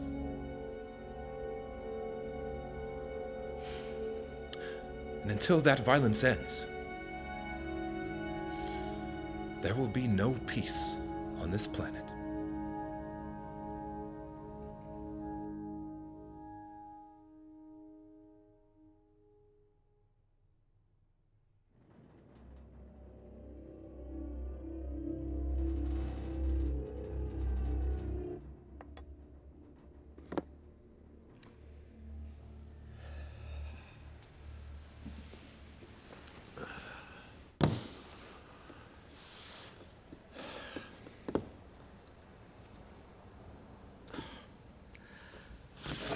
I'm sorry, Peter. Can we cut? Cut! What's going on, Greg? Well, it's this opening section. I'm still not getting it. I know we've been through it, but it's just not landing for me. I'm just going to keep rolling here. Can you grab that color swatch for me? You have to think about the interpretation reference to that. All right. Thank you. God, this tripod head is toilet. You know, my latte was cold this morning. And that's my problem because... Okay. Oh, okay. I think I got it. Thanks. No problem. All right, everybody, let's do Jesus. Take a screenwriting class, for Christ's sake. No one's going to understand any of this shit. Camera. Rolling. Audio. Speeding. Slate. 237, take 23.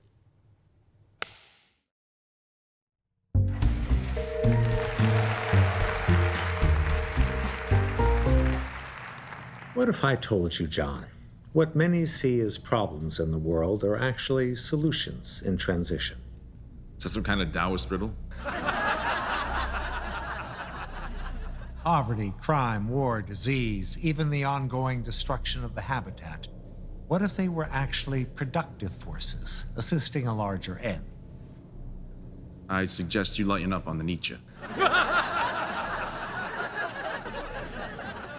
What separates us from the rest of the animal kingdom is that we have no natural predators. Nothing out there to snatch us up for an afternoon snack. We're also uniquely aware of our own mortality and fight it. With hospitals, medicine, inoculations, little stopping us from reproducing to the very limit of our host. At least not externally. Evolution had to do something a bit different with us.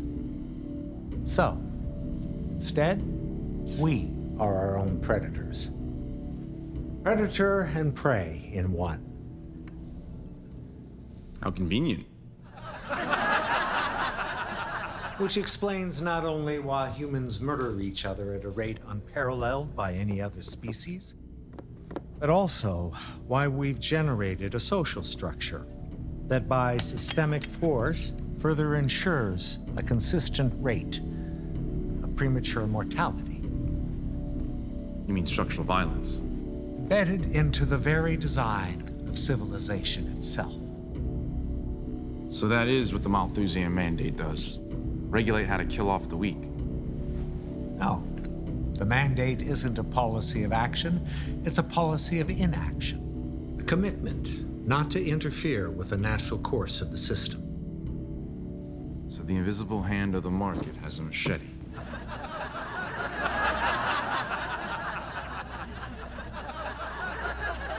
I don't expect to win you over, John. I'm just telling you the way it is. I agree it's ugly, but without the premature death that capitalism brings in the form of inequality, that planet would have flown off its axis long ago. As you know, the Industrial Revolution set in motion population growth that was hyperbolic. And out of the 70 million who now die each year, 30 million do so because of unequal conditions. So 40% of all global deaths are structurally inflicted. You know there's a word for that, son. Oh, don't be dramatic. Again, this is system-level behavior, John, not some nefarious conspiracy. You want to know what the population would be if this wasn't the case. If we removed inequality-driven mortality for the last 100 years, accounting for fertility, about 16 billion would be sucking up resources on that planet today, with a carrying capacity still at only 10 billion. And you think things are messy now? First of all, Simon, when the great Reverend Thomas Malthus decided population would forever outpace resources, only 1 billion existed. We're almost 10 times that now, despite his projections. Second, in the modern era, the greatest predictor of regional overpopulation is poverty itself. If the world ever did abolish it, increasing education, population growth would dramatically slow, likely approaching equilibrium. Your 16 billion number doesn't account for that. And third, you're completely disregarding what the Fullerian study proved long ago, a study sanctioned by your own department. The Fullerian study was purely theoretical, John. A model only possible if humans magically conform to strict sustainability and efficiency principles. It required a completely egalitarian structure without money and markets. A fantasy, given once again the reality of human nature. Fantasy or not, the study was clear. Not only can the Earth hold upwards of 30 billion, it can do so with each having a standard of living equivalent to today's upper middle class. Yeah, again assuming equal distribution, which is absurd. Humans have infinite wants. No, they don't. Infinite wants is a value disorder, inspired by an economy that needs infinite consumption to work. People are just as prone to be minimalist as they are materialist. It comes down to the social condition. Today, if people didn't have highly acquisitive values, the entire economy would collapse. Fine. Believe what you will, John. It's all moot anyway. You asked me what the Malthusian Mandate was, and I'm telling you. Whether you like it or not, this is the reality of things today.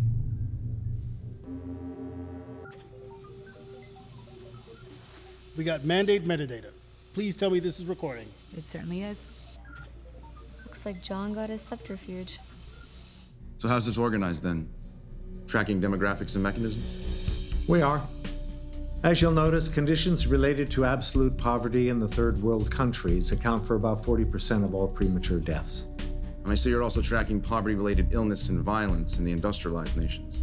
with heart disease, cancer, and diabetes remaining at the top, while suicide, inner-city gang warfare, and drug overdoses coming a close second. What about deep systemic relationships? Lack of education, childhood stress? Correlated as well. Actually, very consistent. Regional cycles of deprivation are like clockwork. Poor families continue to produce more poor families, even in the richest states. And the mechanisms? Standard class war stuff. Only difference now is the ecological and climate crisis, which has rapidly increased mortality in poverty-stricken desert and coastal regions. But the same story otherwise. The rich get richer with disproportional opportunity and capital. The political establishment favors business and wealthy interests over social support programs. And the banking system keeps a solid stranglehold on social mobility by saturating the lower class in insurmountable debt. Same on the global level. Through international finance institutions, structural adjustments, austerity, sanctions. In fact, the financial system is really the glue that holds all this together, keeping constant downward pressure on the impecunious masses.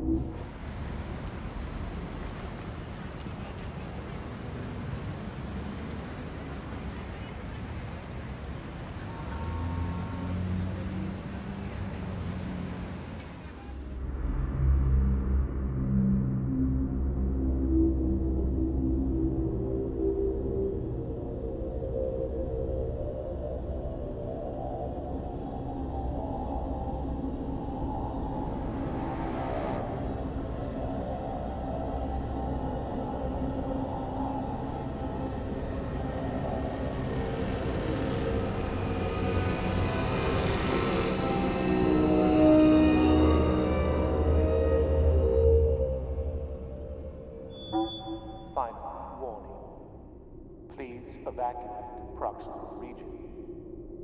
Program will commence in 10, 9, 8, 7, 6, 5, 4.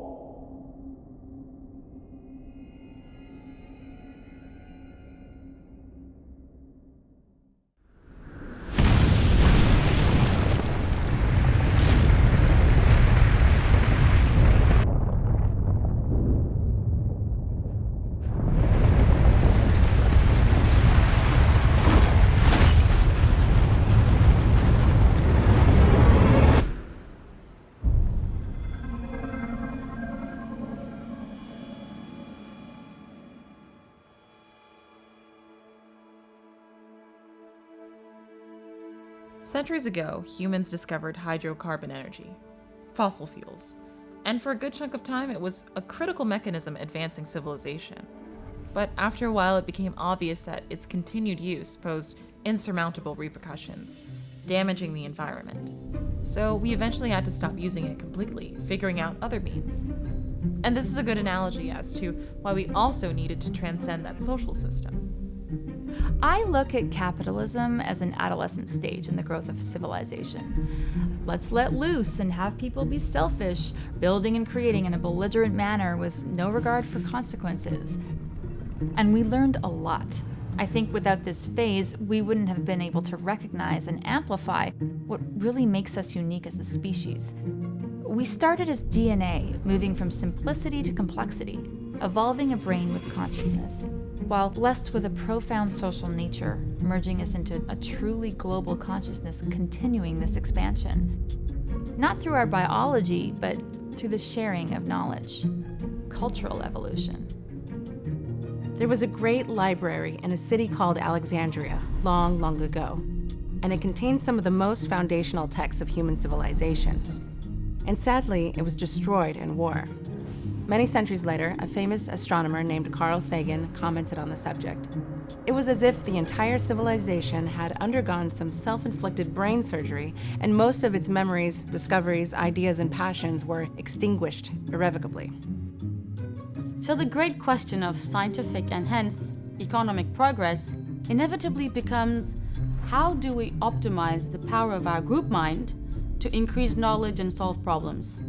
How do we harness our different talents and skills to bring out our best potential, not only as individuals, but as a civilization? We know the hardware, so to speak, a finite yet profoundly regenerative planet, bound by laws of nature, with our species part of a delicate ecosystem, sharing common ground. The true measure of economic progress is simply doing more with less. Efficiency. The ability to build something for a given purpose that is not only better than what came before it in utility, but also better in terms of reducing the amount of labor, energy, and resources required to make it work. Which means it all comes down to design. And back to my point about markets. The infrastructure it created set the groundwork for powerful new means to merge human talent and skill. We just needed to remove the counterproductive aspects. And needless to say, wasteful human competition, proprietary knowledge, and people motivated to sell things over and over to feed a system of infinite growth wasn't going to work. There had to be a way to bridge minds and solve problems directly, not by proxy of market competition and profit. I think the smartest thing we ever did as a society was the adoption of an open source, shared resource commons. It exponentially catapulted our problem-solving creativity. We ended corporations, localized communities, and shared all knowledge. In fact, if it wasn't for that move, I really don't think we would have solved the climate crisis and all the other ecological and social problems we faced before the Great Transition. I still stand in awe today at the stunningly productive collective design processes we created, where status is driven not by differential competition for gain, but by the degree of your contribution. How dedicated you are to problem solving and creation, working to improve the fabric of society itself. We also realized the true purpose of a means of production based upon automated technology, not as some brute industrial mechanism to produce an endless stream of arbitrary goods, but as a way to free ourselves from uncreative labor, not to mention improving efficiency and safety. And one final evolution worth noting was the removal of the price system. People stuck these numbers on everything that suggested some kind of earthly value. The numbers were a result of a particularly crude equation dealing with supply and demand. And while the high priests of the market religion saw those price decrees as the word of God, the truth was any price value determined by market dynamics alone was woefully incomplete. And the only term to know in regard to that is negative market externality. These are cost values, unaccounted for by the market price equation related to damage done by industry. For example, in the early 21st century, the running price of hydrocarbon energy was in a particular range, but yet there was actually an additional $5.3 trillion in cost every year as people worked to clean up the damage the use of hydrocarbons was doing to the planet. Same for the plastics industry, a serious problem back then. It had an externalized cost of $2.5 trillion a year just to clean up the oceans. In fact, if you went back and did the accounting for global industry as a whole, factoring in these negative market externalities, again, these costs not reflected in the set prices, you would find that no company on the planet was actually even profitable. So of course today, we have a very different system of accounting. We know almost exactly what's happening, or could happen, in downstream effects, and we improve our total system efficiency every single year because of it. It's a true economy, in other words. And all of this creates a very different social atmosphere. Today, our incentives are aligned. No one cuts corners, there's no reason to. No one's trying to improve some bottom line by disregarding our ecological stewardship or the well-being of others. We finally got it right. And I compare the footage of the way people behaved back then to the way they do now, with an astounding amount of pride and community, meaning and purpose. They don't feel alone. They know they have support, not just from their friends and family, but from the very design of the social system itself. A system designed to actually care. Imagine that.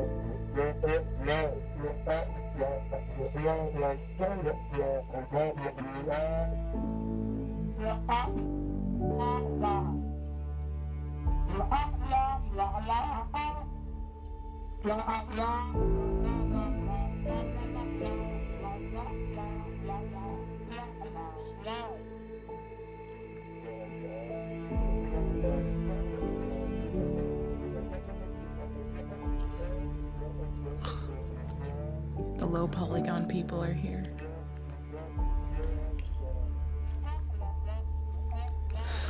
I wish they would go back to their own resolution.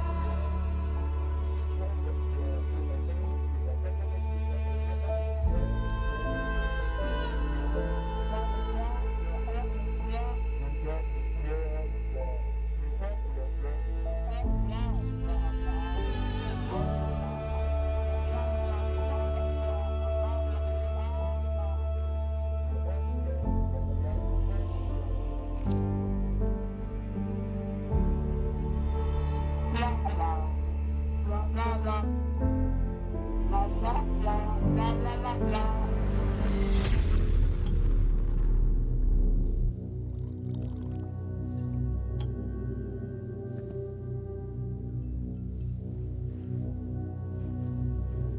are you still standing? What is that, your 10th drink?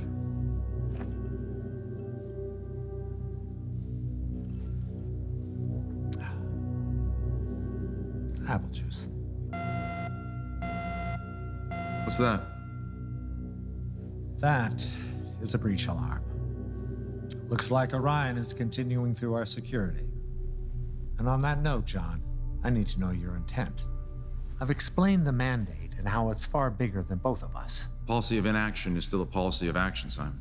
Well, if you'd like, we could continue this colorful debate another time, assuming you're willing to assist us here now. Signal source.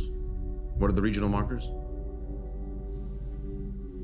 Well, that's part of the problem. The best we have is a desert region on the west side of North America, about 10,000 square miles. It's not too horrible. I assume your satellites have been scanning more remote terrain? Of course, nothing out of the ordinary has been seen. What about surveillance gaps? Are the satellite passes seamless? For the most part, there are some periodic latitudinal gaps, but they only last a few hours. Is it possible Orion's aware of them? Exploiting them? That's what I'd do. I suppose, but highly unlikely. They would have to already be in our system to know the trajectories. Show me the gaps. You want my help or not?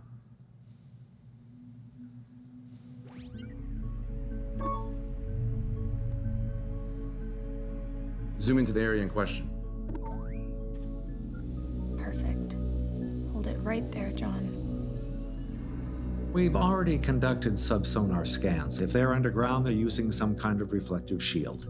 But what I think would be best for you is to analyze the signal code itself. See if you can find a signature. John? Yeah, sorry. I was just thinking. Hey, you remember that aqua terraformation project we worked on years ago? Sounds like you need to get some sleep. Your attention span's going. And of course, how could I forget? Ionized nanotech pop-up islands from seawater. Too bad it never worked. We could have extended populations into the ocean, free up some space. Yeah. What other ambitious stuff do we work on? Those are some exciting times. Remember TRD Holoclub? Huh. A sci-fi classic. Tactile remote drone hologram. We played with that for a while here, but proved impossible. Light just can't merge like that.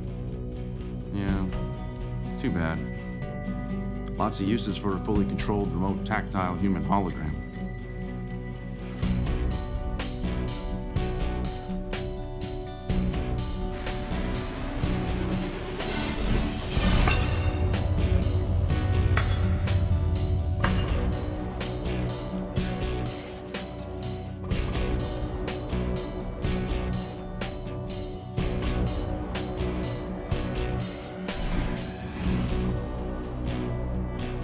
Cool, huh?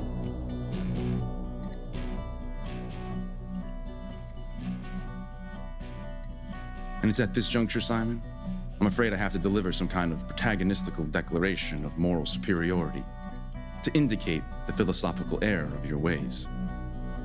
So here it goes.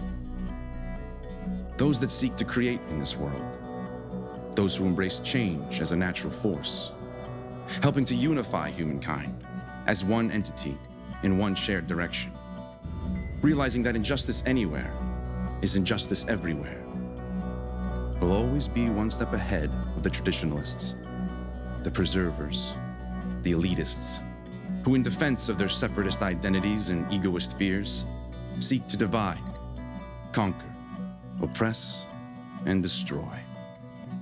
The pursuit of livingry will always be one step ahead of the pursuit of weaponry.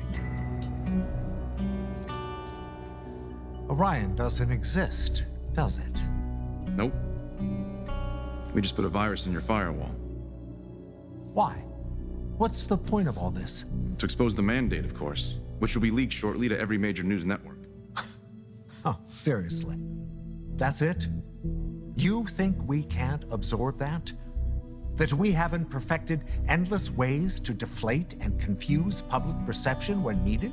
Well, then I guess you have nothing to worry about. See you around, Simon.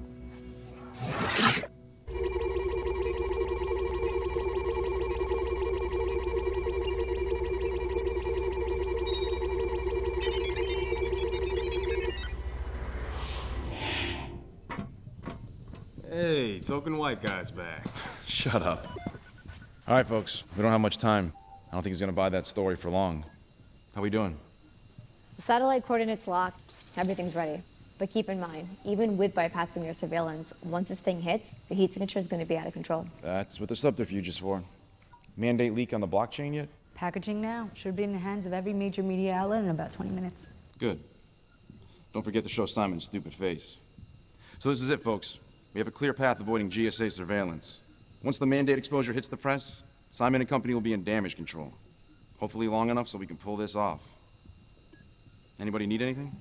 Music. Music. Music. Music. You got it.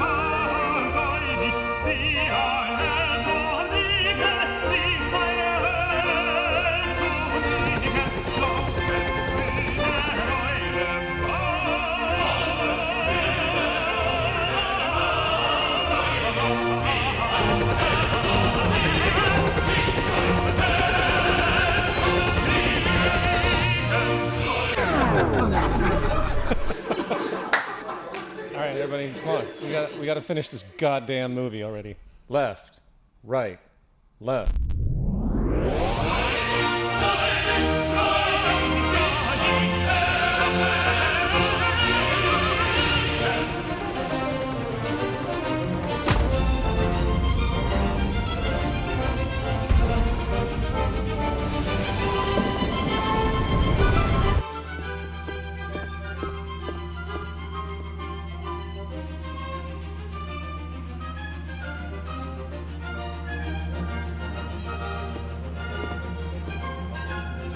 Responding to this new leak by Concordia purporting to reveal a policy of neglect where the death of millions in poverty was deliberately accentuated by international trade policy. Leaked documents even include what appears to be video of GSA's current head, Simon DeVoe.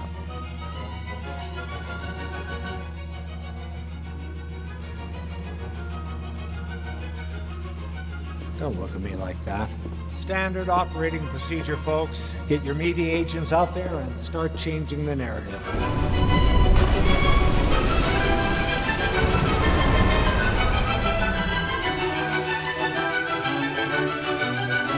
Sir? What is it? I don't know. We don't have visual coverage in that region yet. Send the drones.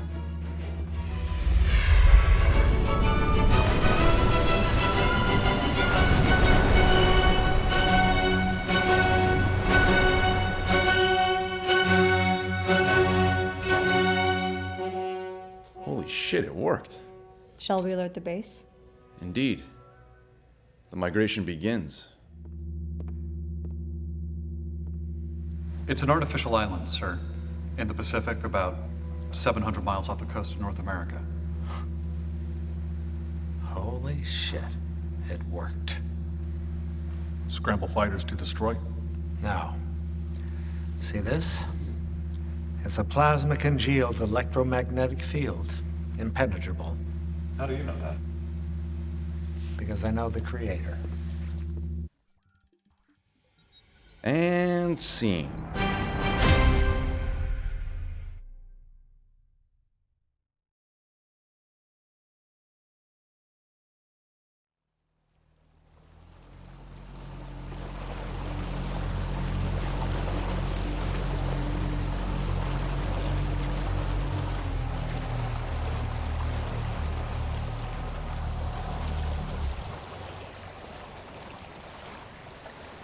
So we've just arrived at the colony of Concordia, where almost 1 million people have migrated to basically get away from the rest of the world.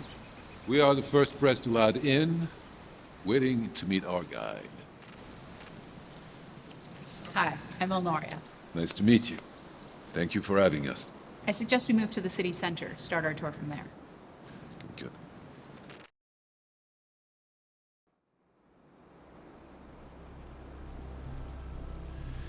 So there's been a lot of speculation on the mainland about what goes on here.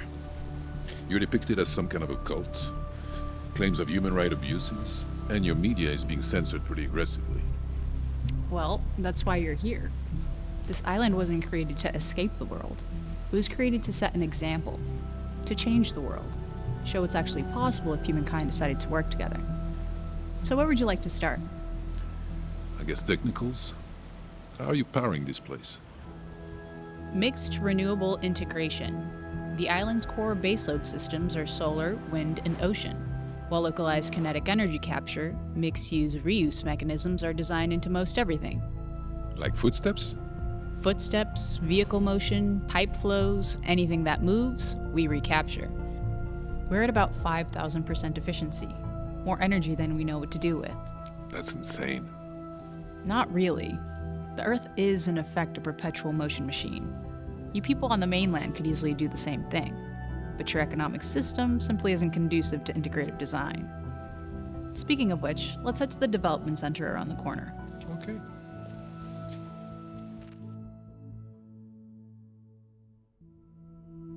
This is one of our design facilities. Okay. Like an office. So these people are employed. Employed? I suppose in the most technical sense of the word, sure. But we have no systemic slavery here. No one's coerced to submit for their basic survival. Something I suspect might be very foreign to you. But everyone needs to do something, right? So how do you network skills, organize trade, markets? There is no trade. There are no markets. There is no currency. Those who wish to contribute do so through collaborative design in an open source environment.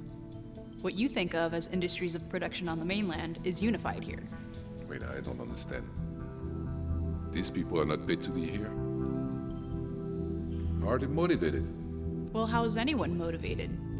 Do you need to get paid to get out of bed in the morning? Do you need to be paid to ensure your own health, the health of your family and friends? Paid to show stewardship for the habitat and society that supports you? What about innovation? Innovation to what end? To create something to improve life and experience? Or to create something to sell?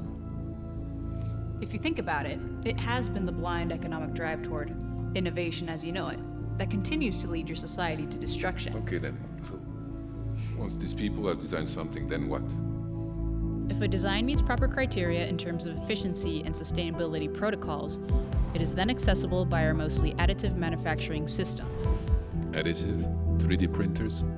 Which have been perfected to a degree where modular arrays can produce most anything conceived of with traditional materials. And by the way, there's no waste here. Our AI design filters won't allow production of any item that isn't 100% regenerative. Sorry, I'm speechless. If what you say is true, you've actually done it. Done what? You've created utopia. If you want to sound like an idiot, sure. This isn't utopia, friend. It's simply pragmatic design. Come, let me now show you our democratic system, how we use direct democracy to eliminate politicians and control problems. What? No elections? No goons? God, no. Wow. So where do I sign up? I want to join your cult as soon as possible. I'll see what I can do. Please. I don't know if I can take much more. So I'm afraid we're going to have to wrap this up for now, but as we discussed, I will be back for the second part of this interview fairly soon, specifically to discuss the colony of Concordia and their historical influence. Sure. So, what's the name of the documentary? Interreflections. Interesting. But before we end, I had a rather strange request. If you could address those vulnerable or confused souls, before the Great Transition, given as you put it earlier, we barely made it at all, what would you say to them? Wow, that is a strange request. I think I would paraphrase the words of a notable civil rights activist from the mid-20th century named Bayard Rustin. And he said, "You are all one. And if you don't know it, you're gonna find out the hard way."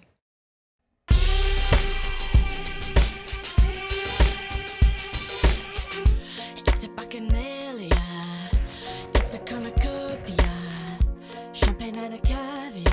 What else is there? Swimming pool and fancy yacht, vacation in the south of France. You got anything you want? What else is there?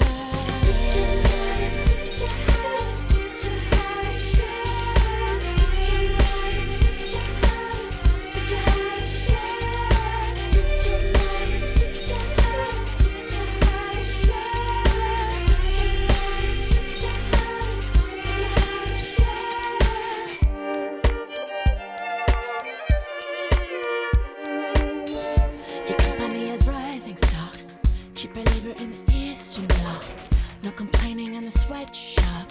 What else is there? Making deals in the back room. You don't like it, you can change the rules. Think your friends in the legislature. What else is there?